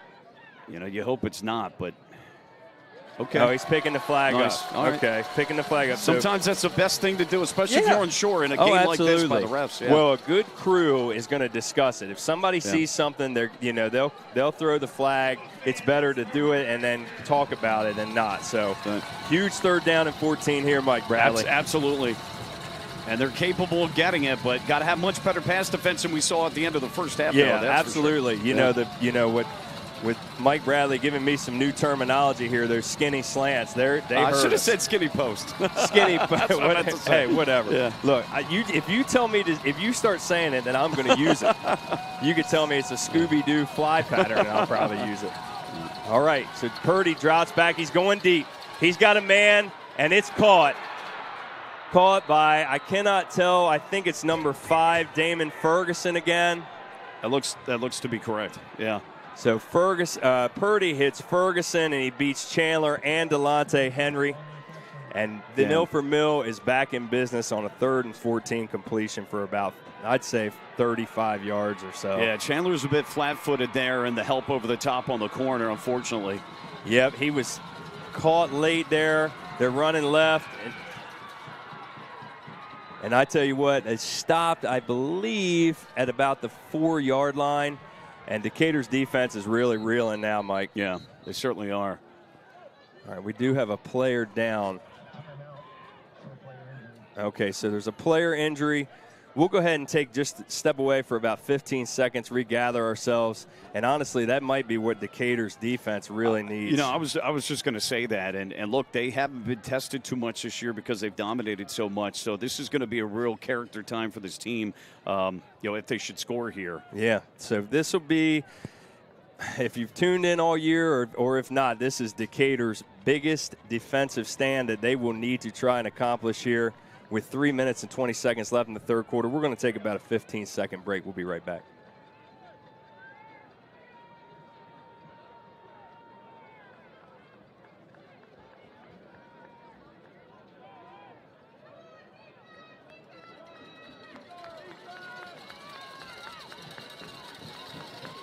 All right, so quick break. The injured player seems that he's off on the sideline. Not sure who that was, folks. We're struggling with the numbers of Milford Mill. All right, a hands left again to 23, Sutton, and looks like he is in for the touchdown. So pending if they go for 2 or not, could be a tie ball game here. Yeah, well, new game now. New game now. That's all you could do going forward here if you're Steve Decatur. Yep, so you just got to do your best. I mean, you really need to make sure this next offensive drive, shake this off, try and make an adjustment. They've definitely found something they like, and they're going for 2. So we'll see if the 2-point conversion is or isn't successful. Purdy hands left again, and he's going to be tackled That's short. huge. That is absolutely big stop there. Yeah. I guess who? Gavin Salito. Gavin Salito, man. It's a Salito game so far. Let's hope he can keep his thumbprint on it. Yeah. So 28-26 on the 2-point conversion stop there. That's we'll a little. see if we can stop the bleeding. It's a little win there. Hey, little win. Yeah, hey, it's all about those little victories are going to add up. You know, stay positive. Don't panic. I've said that to a handful of people this week. When you were going to get in the back and forth, okay, and you knew good coaching staffs are going to make adjustments and the momentum's going to go back and forth. So you got to be able to withstand that. Well, and that's the thing. This is a Milford Mill team that returns 14 starters this year. They won it last year, undefeated. They've been through the wars here. Yeah, a couple of losses this year, as Mike talked about first half. Oakdale is a top 10 team in the state. Perry Hall's a top 25 team in the state. They should have won that one. They lost that one late. They had the lead. So 2 losses really should have been maybe only 1. And even Oakdale, they took them down to the wire. And so this is a battle-tested, talented team. So no surprise that they battle back in. Yeah, and just, I mean, it's been a full calendar year, but familiar faces. You're not coming into an environment where you're uncomfortable. Your coaches have you prepared, and on both sides of the football. So you just expected a good quality game like this. Well, and this is playing out like last year did. So they both teams have been here, done that before. So. Absolutely. All right, so into the hands of Kareem Bolden. Looks like he's going to be tackled at about the 37-yard line, I'll say. All right, so big drive here. We're probably going to call every drive or every 3rd down big. I know that's I right. will. Well, that's right, because it's one and done at this point. It's one and done, so they're all big. Every snap is big. Really exciting football game. We'll just see how it plays out. So Coleman and the offense comes back out. I look for an adjustment here of some kind from our offense. It looks like Milford Mill, they're going to keep one safety up top. Yeah, they've mixed it up a lot. And Coach Croto said that they'll run multiple defenses. We've seen different looks from that secondary tonight. Yeah, so they've got the box loaded up here. They're reading on Bolden to carry.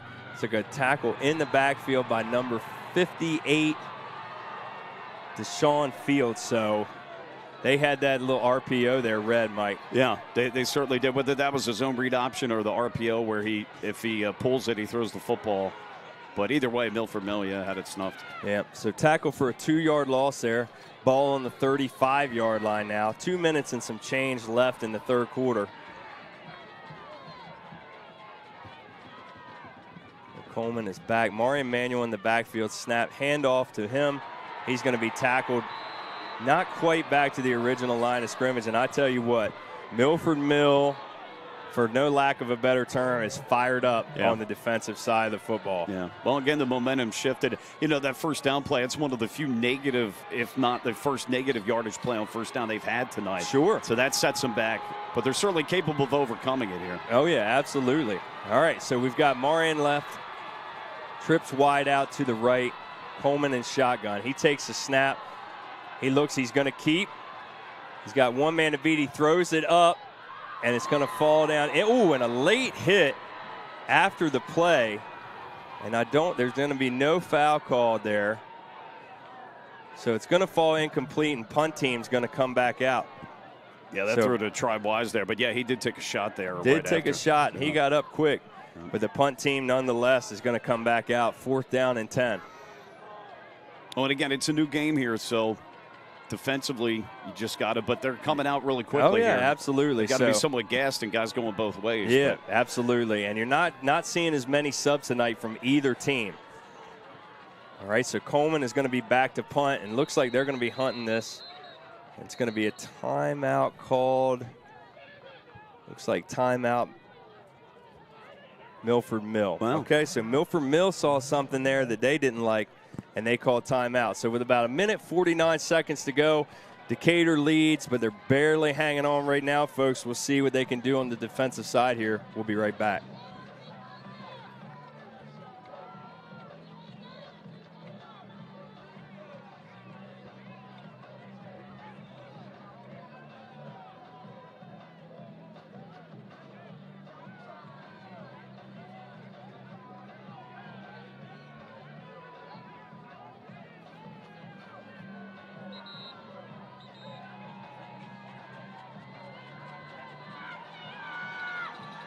All right. So we're back, and we just said we're going to blame Mike Hughes for leaving. We're going to blame Mike Hughes for leaving and swinging the momentum. No, we're just kidding. So Coleman's back. Looks like he's got it clean. Ball's away. Going to roll to, looks like out of bounds, right at the 30. Yeah. All right. So, Mike, I'm looking to you. Got to stop the run. I'm trying not to be a fanboy here. Yeah. But you got to stop the run. I think that was really keeping us, in the game plan. I mean, because early on they were doing a better job yeah. of it. But yeah, Sure. that line is really taking over right now. But they've got to find a way to stop that and load the box. You got to do what you got to do, even though they're capable of throwing the outside. But they're only putting 2 wide receivers out there. Yeah. So those corners have to hold up. Yeah. But the box guys have got to come up and make plays. Box guys have got to make plays. They're going to run the football. All right, looking, he throws. Purdy hits number 4, and he shakes his first man. Misses another, and he's gang tackled there. Looks like about for a 4 or 5 yard gain. So it'll be 2nd down and 5. We just got a final. Walkersville 27, Huntingtown 7. Or no, sorry. The other way around. Flip it around. Yeah. Sorry. Huntingtown 27, Walkersville 7. Walkersville been one of the hottest teams in the state, but I saw Huntingtown last week. That is a very solid team. They remind me a lot of Decatur. They could throw, they could run, and some solid defenders on that team.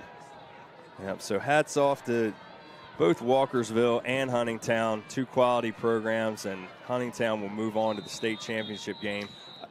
Not to get ahead of ourselves, but if they were to advance, I think that matchup, like I just said, I think the matchup for Decatur would be a good one. But let's take care of business here first. Yeah, got to take care of business here and get a hold, but definitely would be favorable. So we got an injury timeout. Looks like number 2, Owen Newborn, key player for Milford Mill, might be cramping. Yeah, when it gets cold, the guys don't think they have to drink as much, but okay. they do. Oh, there's 2 guys down actually on the field for them. So wow. Yeah. We'll go ahead and step away here for just a few seconds, and we'll be right back.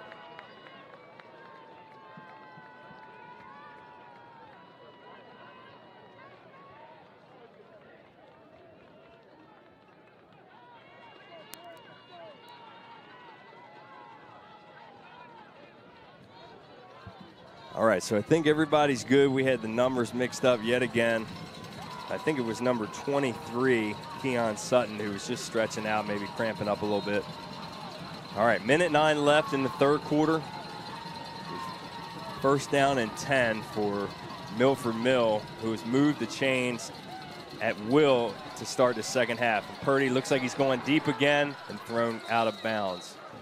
Yeah, Decatur came with a blitz that time, and these corners are being asked at times to hold up one-on-one out there, not necessarily with help. Yeah, and it's hard because with only Chandler up top, he's got to see the ball out of Purdy's hands. It looks like when they're going deep, they've been throwing on the left side, on the Milford Mill sideline. But yeah, it seems like they've been going there a little bit going after Delonte Henry quite a bit this second half. So. But you mentioned Purdy with some of the inconsistency and accuracy. You saw that there again. Yeah, ball floats on him. So they're running left. Looks like it's going to be about a 5-yard gain, tackled by, not sure who that was out there.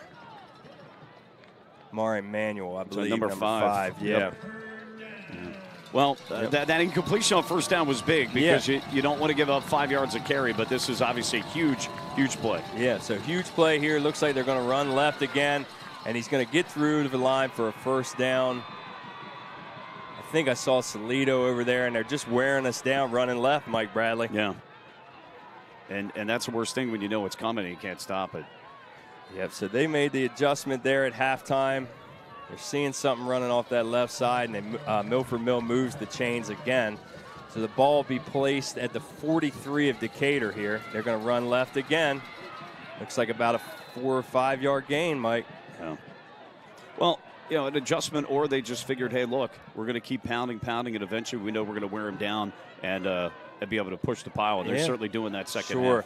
And this is where you hate to say it, but when the size, when we're gassed, the size starts to become a factor there. They're able to push around. Sully Alker into the backfield there. Nice job by him. So it'll be a 3rd and short.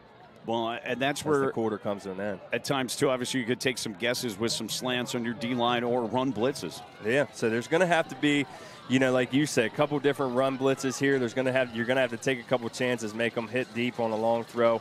All right, but that's the end of the third quarter. Decatur hanging on, but barely.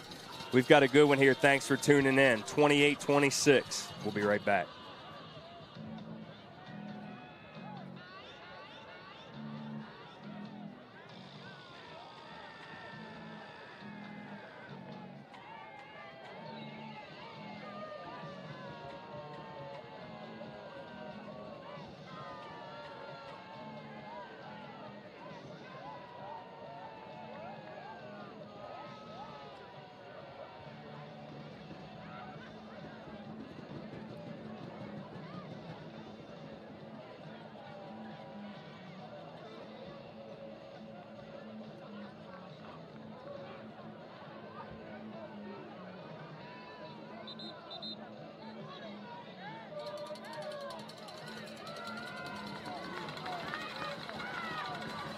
All right, throw your 4s up, Mike Bradley.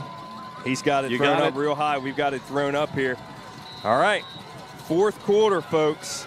12 minutes left. Let's see what Decatur can do. It's another run to the left and breaks one tackle and then another. And there's a flag on the play. Not sure on what, and they're just letting the pile carry on. I mean, it looks like there's 2 flags on the play. We'll see what they are, but another nice run for Milford Mill to start the fourth quarter.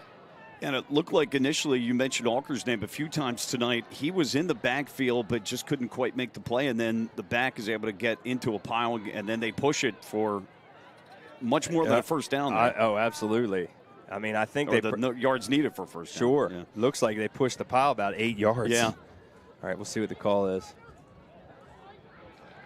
I'm not sure what that call is. Mike, do you know what that is? So it's on the offense. Yeah, I was going to say, they called it looks like a sideline infraction. Yeah, yeah. But I wouldn't think they would call something, honestly, at this point in the fourth quarter. That's why I was hesitant to say anything, because I didn't think they'd call something like that. But yeah, I wouldn't either. Wow. So I'm not real sure. So it was 3rd and 3 to begin with. Correct.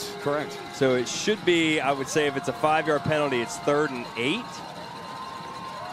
Well, Or are they replaying this? Or maybe they replayed. Okay, yeah, because it's 3rd and 3 on the board right now. Okay, so wow. All right, so it's 3rd down and 3. So whatever that infraction was, it was something where you replay the actual down itself. It was beneficial to the Decatur Seahawks. Absolutely. That's what it was. Okay. All right. So here we go. 3rd down, definitely. All right, so looks like we got a corner blitz and a man's beat deep. And it's going to be a touchdown for Milford Mill. Looks like number 2, Owen Newborn beats Trey Dorn deep. They brought the house, Mike, and just didn't hold up. Well, and he ran in and then cut out and re-released to the outside and had Dorn flat-footed on that play. It was a well-run route. And, Sir Purdy can certainly hit that ball. Yeah, hit that pass. Yeah, that pass is, that's just a wide-open receiver for Purdy there. He gets the ball out quick, beats the blitz, and so pending the extra point, it's 32-28 Milford Mill and a complete swing of momentum into this second half. So they're going for 2 here. Purdy looks like he's going to run that in for the successful 2-point conversion. So it's 34-28. And I tell you, Mike, they've got our guys gassed. Yeah. This is the answer that you got to have. We talked about it before. You've got plenty of time left. Basically an eternity left. 11 and a half minutes to go in the 4th quarter. You got to have an answer from your offense. Need a big drive here and answer back. That will really, obviously it's easy to say. It's easy to say, go score a touchdown, right? Right. In the biggest game of the season. But this is a season-defining drive right here to be able to come back and stem the momentum. Yeah. By the way, I'm just getting a couple of texts that actually it was not a sideline warning, but it was in terms of helping the runner, they were pushing him from behind. Okay. And you cannot pull the running back. You can only push them from behind. So that's why they called that. But thank goodness you're here. But it's a replay. Well, I appreciate the coaches texting me that are listening. Right. Coach Allen, Coach Matt, appreciate it. Yeah, that's good stuff there. You see something, usually in baseball is where they say you see something different every day. But in football, I've seen a lot of different things this year. It's been fun. So. Well, these rugby scrums you're seeing more of as long as the refs are letting them play. Right. All right, so we have a whistle. It looks like this ball is going to be re-kicked. Looks like somebody got out ahead there. A little false start. Well, hey, look, every yard counts in a game like this at this point now especially. So you'll take the extra 5. Oh, absolutely. And, like you said, you want field position. You've got the time. You've got time on your hands. And this, like you said, with Coleman being your guy, that's who you're going to want to see with the football. And, no better guy to lead your offense than right now. So. Well, look, Milford Mill at the corners, they're giving cushion to some of the receivers there, and a lot of the rollout passes were there in the first half when I was taking some notes on that. That's something to look for here on this series. Yeah, absolutely. Definitely going to try. I moved the ball a little bit downfield, got a little too conservative there, I think, on the last possession or two. So do what you do best, man. Try and stick with it. All right, so that ball is going to be caught by number 0, Devin Chandler. And he's hit in midfield. Nice coverage by Milford Mill there. Number 21, Kobe Jones on the tackle. When I think something you're seeing in this game, too, compared to the others, this Milford Mill team sticks. You're seeing guys that these guys are coming to play. Yeah, they're coming. They're physical. Yeah, they're physical. They're physical, and, like you said, their coaching staff will tell you they've got a ton of athletes, but they're going to try and impose their will against their man, whether they're bigger, faster, stronger or not. Well, now you're seeing why they did run the ball more this year than throw the ball with that offensive line and what they've done in the second half. Yeah, absolutely. All right, so it looks like we've got number 1, Kareem Bolden under center right now. All right, so Kareem rolls to his right.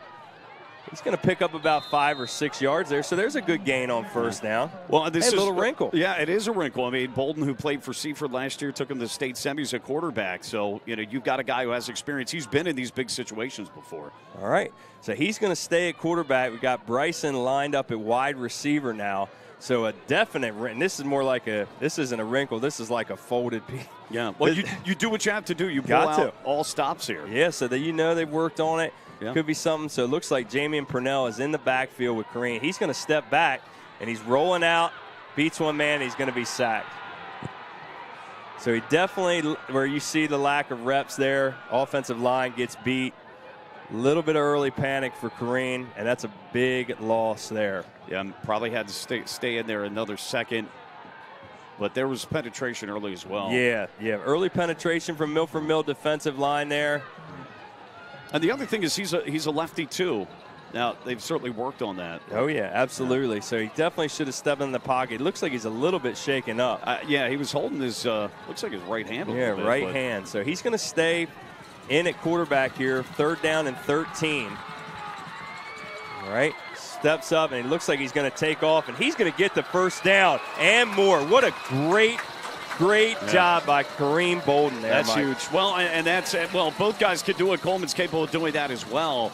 But you put Coleman out at wide receiver, you got a guy who can, get rid of, elude the pass rush there. Yeah, absolutely. So he obviously an absolute elite athlete, but he is definitely still holding his right hand or wrist.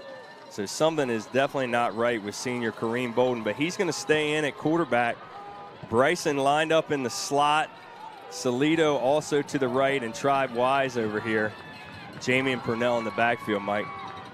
Shotgun formation. He's going to hand to Purnell. It's like a minimal gain, about 2 or 3. Yeah. Well, and think about this too, though. You want to try to keep Milford Mill's offense off the field right now. Rest what defensive guys aren't going both ways. Eating clock isn't a bad thing here, but ultimately you're going to need to score, though. Yeah, absolutely. When you do that as well. But you got to keep them balanced as well a little bit. Keep the defense on its toes. Yeah, time of possession right now. Definitely want to kind of even that out if you can, especially rest some of the guys on defense. Yeah. All right, so snaps to Bolden again. He looks, shuffles, and throws, and he's got Coleman. He's at the 30, down to about the 26-yard line. Yeah. So that was a nice route there by Bryson Coleman in connection with Kareem Bolden. Yeah, and Bolden did a good job. He was patient, good pass protection by the line that time, allowing that play to evolve. And, yeah, he's holding his right, but he throws with his left, thankfully. Yeah, so. thankfully. We'll get that wrapped up on the next possession here. All right, so he goes to the line. Looks like he's got the assignments he needs to do. All right, Tribe Wise, obviously, over here on the right. Keep an eye on him, Mike. Is that Amari Emanuel in the backfield? 9.5 minutes to go in the fourth quarter. Ball on Milford Mill 27-yard line. So direct snap to Bolden. He's going to keep. He's got about a 5-6 yard gain and tackled for about an 8-yard gain, I'd say. Clock keeps running.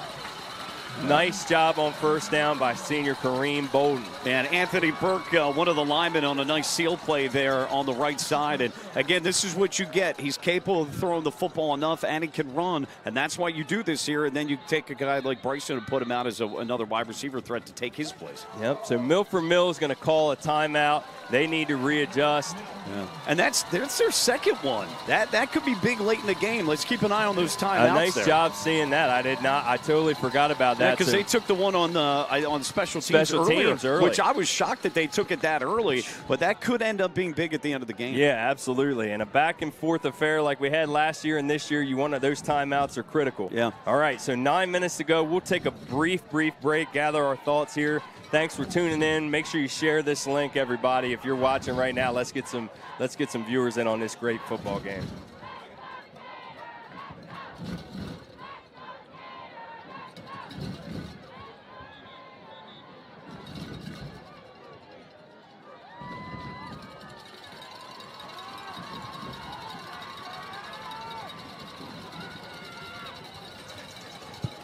All right, Mike, so we were just talking about it. An absolute bold move by Stephen Decatur coaching staff, and the biggest moment here, switching quarterbacks to Kareem Bolden, the lefty. Yeah.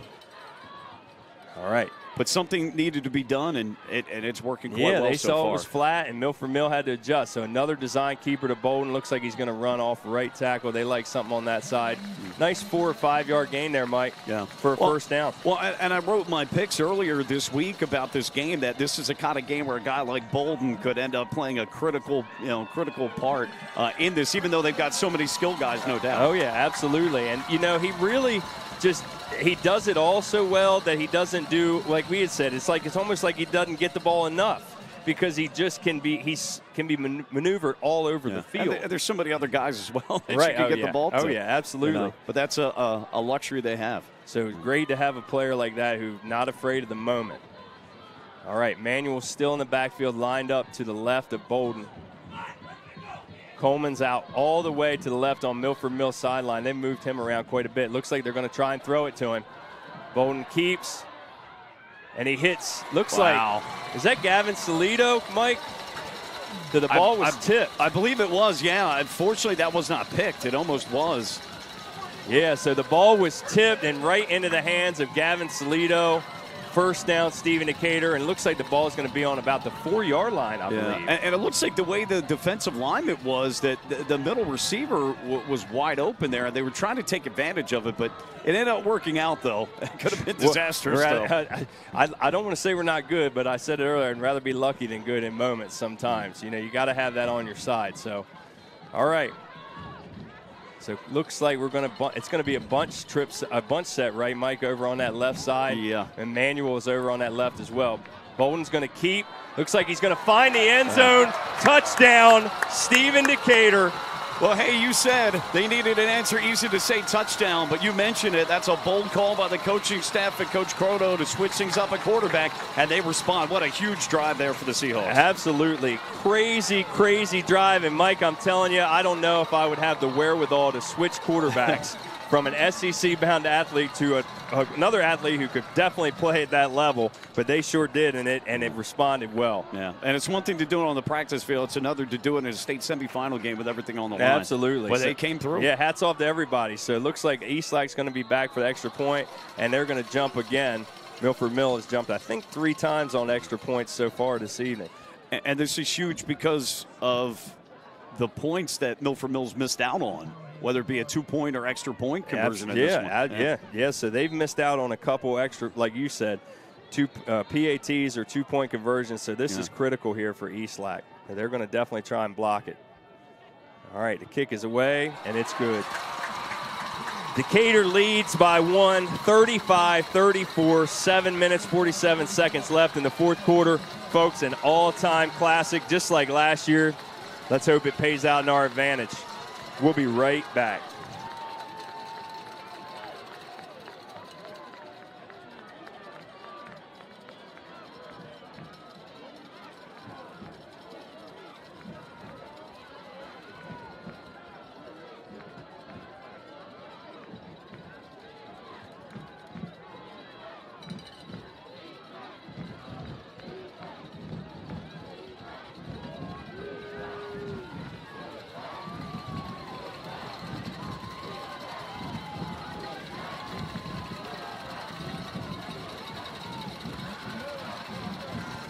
All right, Mike, you're going to. I had to. I'm glad the mics were off because I had to let out a little fandom there out the window. That's okay. That's okay. All right. Oh. Don't judge me. Don't judge me. Well, this is the SDHS YouTube channel, right? So that's okay. If you know me and if I'm a fan of you, I'm going to give you everything I got. So you certainly did. I don't want to do it on air because I love Milford Mill and their fans tuning in, but I had to let out a little home field there. All right. It looks like the ball is going to be fielded at about the 9-yard line and returned on a nice return up to the 35-yard line. So Milford Mill with really good starting field position here, Mike. Well, certainly so, and that's what we saw in the very first kickoff return to the second half. They got field position about the 50, but did a little bit better job there, but still, a little bit more comfortable for them. But this is obviously huge for the defense, but you've got to think they're reinvigorated now that the offense went down and scored. Yeah, absolutely. Took the lead for them. Yeah, absolutely. You see, when you're on fumes now, you're going to find out who your guys, who you really, really are. It's a test of character here. You pretty much know what they're going to do. It looks like Bryson Coleman is lined up at cornerback now. And he's tackled in the backfield by Marion Manuel. What a play by number 5, the junior Marion Manuel. And again, they're running that zone stretch to the left almost exclusively. Really nice job there by getting up and making that play. Kind of a mini pistol look at one receiver to each side. They had a wing to that side, and that's what they've been doing. But that time, he made the play that they needed there. Yeah, battle of wits so far. Milford Mill believes in what they do just like us. No panic from them. Yeah, and they do. And 7 minutes is an eternity, man. They've got plenty of time to drive down the length of the field. So sure do. So they're going deep here. Coleman, and ball is incomplete. Bryson Coleman on the coverage over there. And that was great coverage by Coleman on the inside. Where the ball was thrown, though, was that if he was going to catch the ball, that's where the ball needed to be. Thankfully, it was incomplete. So, yeah, absolutely. That's Purdy with an absolutely Purdy thrown ball there. It was where it needed to be if they were going to complete it. And that's why you put Bryson out there, though, with his speed and his size there in crunch time. Yeah, I mean, they're literally, like you said, they're running left or they're throwing a deep ball right. It's one or the other. So, all right. They've been very singular with their formations this half. All right, so 3rd down and 12 here. Ball is on the 33-yard line. 6 minutes, 55 seconds left to go in the 4th quarter. Purdy snap, going to fake the handoff, and he's going to keep. Tucks it down, and he's tackled for about a 4 or 5 yard gain. Wow. Well, I'm not so sure that was a busted play there, but however it was, Decatur got the stop there, and he's not an easy guy to bring down. No, absolutely. You couldn't tell. It almost looked like it was a one look and keep. If he didn't get his first look, he was going to keep. Yep. But nice job by Stephen Decatur on the hold there. 4th down and 7. Punt team was coming out. And, on the one play that they got negative yardage, I think that was on the 1st down play. That's big because they haven't forced many negative plays on defense, especially in the second half. So that was a huge stop. And, again, what did we talk about? That momentum from the offense spilled over to the defense on that series for sure. Yeah, absolutely. You're digging deep right now. You had a big touchdown drive there. The defense did a nice job on 1st down. Let's see what punt team does. Watch the snap here. Yep. All right. Wow. So penalty. Now who are they going to call that I on? don't know. I saw both guys moving at the same time. Yeah, and that's what got Milford Mill to jump. Was that Salito that faked that he was going to false start on the offense. All right, so that's big. Yeah, that's big. It was definitely a judgment call, but Salito came running up in there as if he was, as if he was coming nonstop. But Yep. Yeah. All right. He was close, though. He was close. He was close. That may have been going either way. But they could have gone either way. That's definitely on their mind, him coming up that, seam to block this punt. Yeah. And again, let's watch the snap, right? Yep. Okay. Oh, so good snap. Ball's away, and it's shanked. Wow. Shanked for only about a net gain of about 8 yards. Huge for Stephen Decatur. All right, 5 minutes, 55 seconds left, and the offense is coming back on the field for an absolutely critical drive here. Season is just on the line for both of these teams. What a great football game. Mike Bradley will be right back.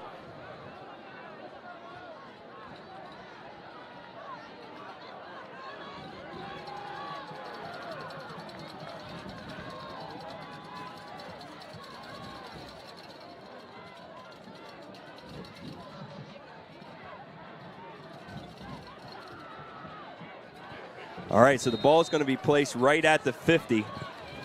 Midfield starting position. Bolden is back in at quarterback, Mike. Yeah. Bryson Coleman lined up one-on-one out left. And we'll see what they do here. Going to hand to Amari Emanuel, and he's going to be tackled for a loss. Again, that's what you didn't want to have happen, is a negative play on 1st down there that set you back. Yep. Coach Croto's gone down to the sideline now to call the plays from the booth, so it's crunch time. Yeah, it's crunch time. You see your coordinators from both teams have left up here. And it seemed awfully quiet. I didn't know where he went. Coach Croto, an outstanding teacher and coach here at Stephen Decatur High School. So a loss of 6 on 1st down, so it'll be 2nd down and 16. All right, Bolden takes the snap. He's looking, throwing deep for Coleman, and the ball is batted away. Nice job in coverage there. Yeah, he drew a flag. Oh, he did draw a flag. Okay. Yeah. It was good coverage in terms of the pass breakup, but the corner was very physical with Coleman. Definitely. And he was all over him on that play. And that's what he's got to try and do, but if it gets a little too much, they're going to call it. So it looks like it's going to be pass interference on the defense. Yeah. I mean, and that's where he was singled up to the high. You've got trips down here to the near side, and the free safety was slightly favoring that side, but he could never get over there on that throw. And, again, that's just a one-on-one matchup. But, hey, this is as good as a completion there. Oh, yeah, absolutely. Yeah. Absolutely. I mean, if they're going to keep lining up one-on-one, even if you say if they shade the safety over to that side, you got to take advantage of that. Yeah. Well, if the ball's thrown well to the sideline there, this free safety will never get over there. So. All right, so we're waiting on – yeah, what is the call, though? I really don't. Okay, there was a flag thrown. Are they? Are they waving that off now? Trying to see. They're over on the Milford Mill sideline. Milford Mill's coach is going absolutely berserk. So I don't know. Are they calling that offensive? Oh, offensive pass interference. Okay, so it was a holding call. Holding on the offense. Okay. So we're watching the play. And so I guess not was offensive passer, but it was on the line. Yeah, it was on the line of scrimmage. Where it was thrown, it looked like it was between the wide receiver and the corner, but ended up being in the trenches then. Okay. So not the first 2 plays from scrimmage you want to see, Mike, for the offense there, with especially going backwards. Yeah. All right. So Manuel is still in the backfield. Bolden under center, takes the snap. He looks rolling to his left. He's got big room up to the 40 and out of bounds at the 42-yard line. And another flag is thrown on the play. So we'll see what this flag is here. And I tell you, they are. I mean, he got some of that penalty yardage back. But, yeah, definitely did. But wow. Another hold on the offense here. So an ugly turn of events on this possession, just steadily going backwards. Well, and now this certainly affects your play calling because you can't nearly be as aggressive here as you'd like to be. No. You've got to almost go ultra conservative and just make sure you stay mistake-free in terms of turning the football over this deep in your own either end. take a deep shot or if you could run off a corner and get a comeback route, we might see that as well. Yep. So 2nd down and 36. Ball now on the 24-yard line and a handle up the middle to number 5, and he's going to be stopped for a minimal gain. Yeah, he got met too. It was a shot. Yep. So Milford Mill is definitely playing downhill football late in this football game. And look, when we look back, penalties in this game on both sides were huge. You know, that has played a factor in this one for good or bad, whether you agree with the calls or not. Sure. There have been a lot of flags. A lot of flags in this game. Absolutely, there's been a lot. So 3rd down and a long 34. Ball on the 26-yard line. Bolden takes the snap. Looks like he's going to keep it himself and get some of that yardage back and goes out of bounds right around the 36 or 7-yard line. Yeah, not a surprise call there at all. No. So you got to go conservative there. Try and get as many yards as you can. A little bit of room for your punt team. Yeah. And hand the ball back to your defense. You've got number 3 lined up there at about the 35. Well, heels at what, the back of the 32 or so. About the 32-yard line. Hopefully you get it by them because they're likely going to have field position at least at the 40. Right, and hopefully not to midfield. So we'll see what Coleman can do here. Ball is snapped. Kick is away. And it's going to be fielded at the 29-yard line. Missed by 1 tackle and brought down at about the 37. So that's not too bad. Somewhere in between what we talked about. But Yep. Because they'll get to a point that if they get over midfield, it'll be 4-down territory. You want to try to hold them where you get the 4th down that they have to punt it there. Right. So 3 minutes and 19 seconds left in the 4th quarter. Milford Mill with the football. I don't think there is a person sitting on either sideline that I can see, Mike. And I don't blame him. No. Only Coach Greenwood here to my left, but he's got so much on his plate. If he stood up, everything would go down. So it looks like a blitz. They're bringing the house. Purdy escapes and throws it away. Boy, nice defensive play call there on 1st down, Mike Bradley. Yeah. No, that's big when you can get that 1st down stop because 1st down efficiency for an offense is huge. Everybody talks about 3rd down conversions. Well, that comes about when you're good on 1st down and you set up that 3rd and short. Right. You know, and vice versa. All the way, all the way to the NFL. I mean, if you're in 3rd and 7, 8, 9, 10, your 3rd down efficiency is not that great. All right, 2nd down and 10. Ball still on the 37-yard line. Purdy is back. Looks a quick hitter up the middle, and he's tackled by number 8, Ethan Bradshaw, for about a 4-yard gain. Yeah, so you have the trips formation here to the field. Safe throw, but a quick tackle. Not much yards after the catch, if at all. So that's big there, and big 3rd down for the defense. Yeah. All right. So 3rd down, and like you said, approaching midfield, maybe 4-down territory. We don't know. We'll see how this 3rd down shakes out. It's going to be a design keeper, and it looks like he's going to be tackled for no gain. No gain. Nice stop there. And I think our camera angle is just slightly, I don't think we could actually see what was happening there on the TV angle. There we go. Got a nice little turn. They're bringing there. the ball out a couple of yards short of the sticks. I mean, this to me is not 4-down territory, but Milford Mill may be thinking differently here. Yeah, but then like you said, though, they only have 1 timeout left. Yeah. We got to take a look at the clock, too. 2:38, so, yeah, that's why they're – I hadn't realized it gotten so late. Yeah. So handoff and tackle. Looks like he's going to be short. I'm not sure. It's right at the line of gain. Right at the line of gain. We'll see where the spot is. Yeah. And he held. What a huge 4th down hold by Stephen Decatur's defense.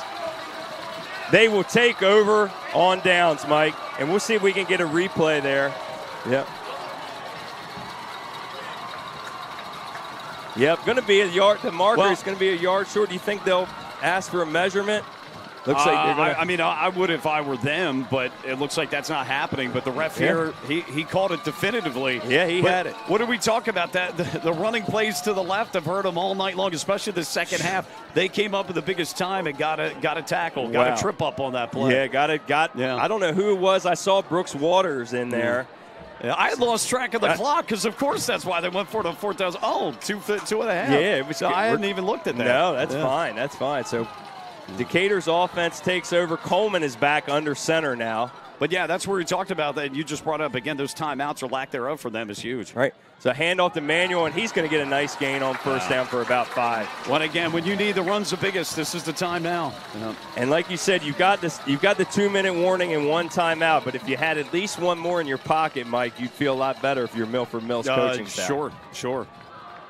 But, at this point, it's, you need to get that 1st down, though. Now, that was huge in terms of efficiency on 1st. Need a 1st down here. 2nd and 4, and that's down to, it looks like, the 2-minute warning. And there he goes. Coleman's running left. He's going to be stopped probably about a yard short. Yeah, yard and a half. Yard and a half or so. Yeah.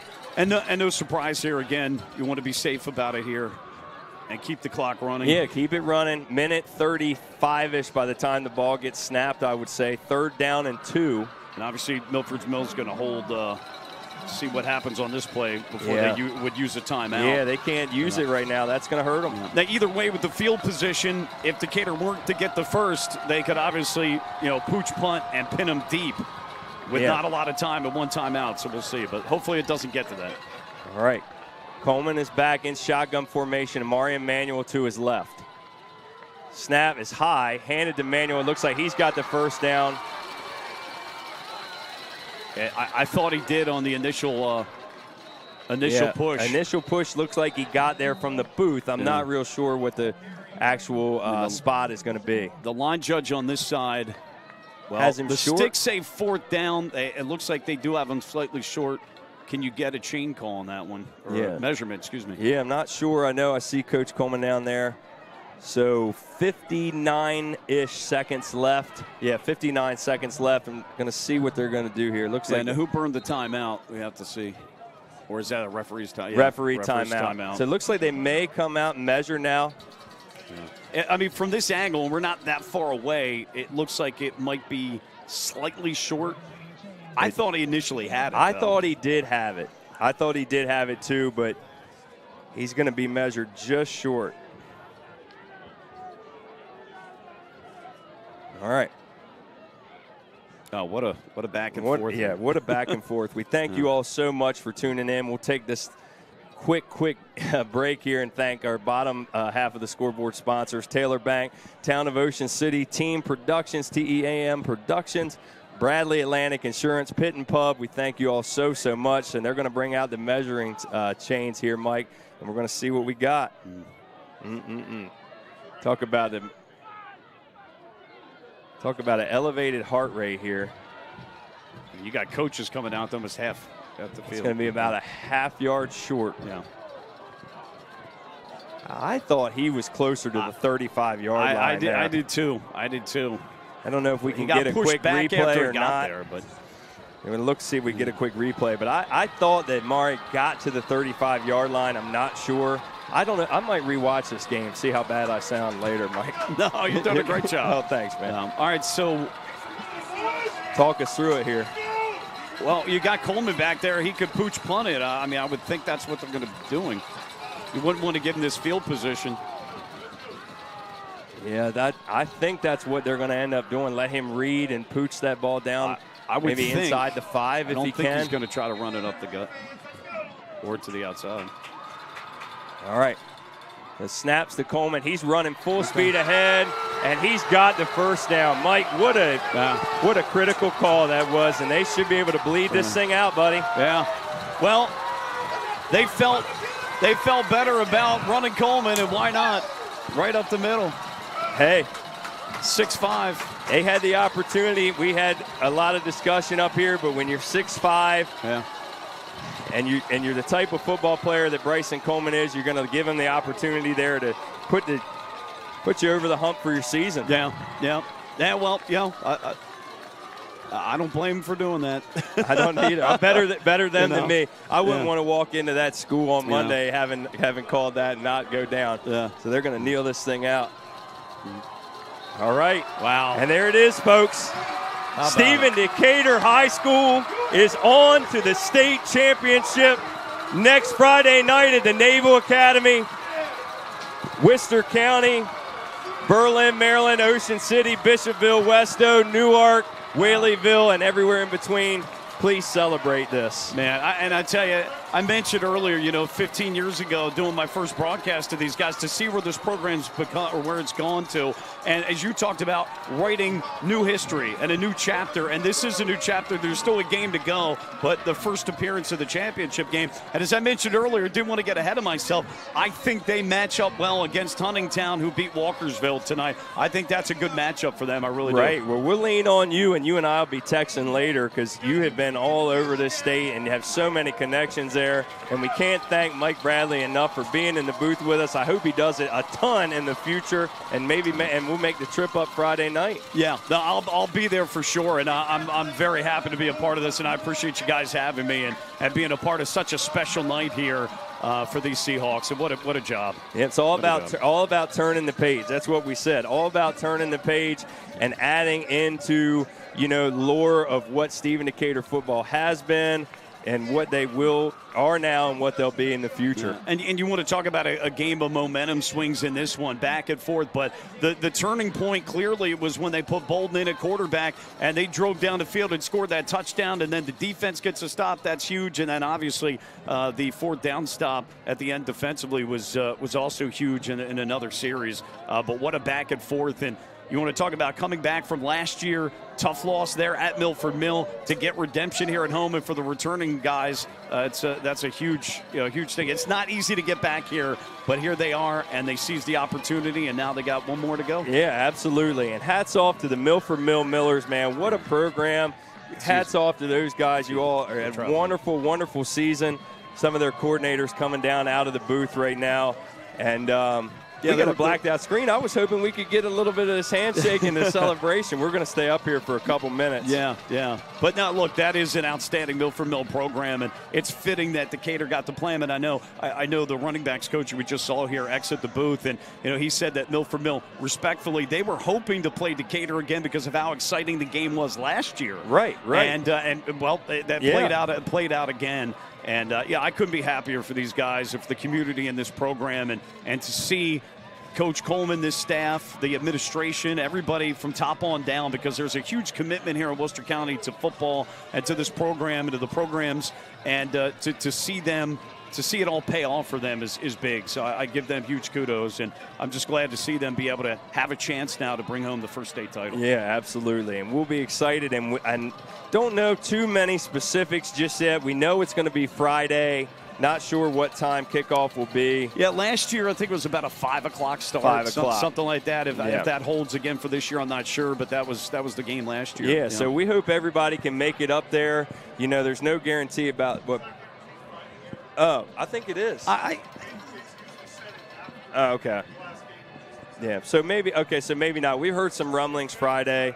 Maybe it's not Friday. We don't know. We won't speculate. Yeah, it was yet. Friday. Yeah, it was Friday last year. Tune into all the social media. You know that Stephen Decatur does our school and the football program and all the athletic programs. They'll get the information out to you. We hope you make the trip up to the Naval Academy next week. Thank you so much for tuning in all season. Mike Bradley, myself, Mike Hughes, Pat Russo, all the students we've had in here. And, we just can't thank you enough for tuning in. It's really special. Ron Kinnear, Dave Dodson, Jamie Greenwood. We've got Jake Owens who does the clock. It's really a team effort. And we love bringing it to you, and we love doing it. And when you can get this far, it really, really makes it special. So we got to take some pictures. Mike Bradley and I are going to get a couple selfies here. Yeah. Mike Hughes, Russo, sorry you all aren't here with us. We'll soak it in. And make sure you guys tune in to Mike Bradley 92.7 in the mornings. I know I do, and our family loves listening to him and his program. So make sure you tune in to Mike every weekday in the mornings as he takes his morning sip of coffee. You don't know how many times I've taken my sip, but it's usually going to the deer stand or duck blind. Well, we'll certainly be talking about this on Monday during the sports reports for sure. Absolutely. So, yeah. All right, folks, we can't thank you enough. Enjoy it. Milford Mill, safe travels home to all you and your fans. 35-34, Stephen Decatur on to their first state championship game ever. With that being said, go Hawks, and we'll see you next time.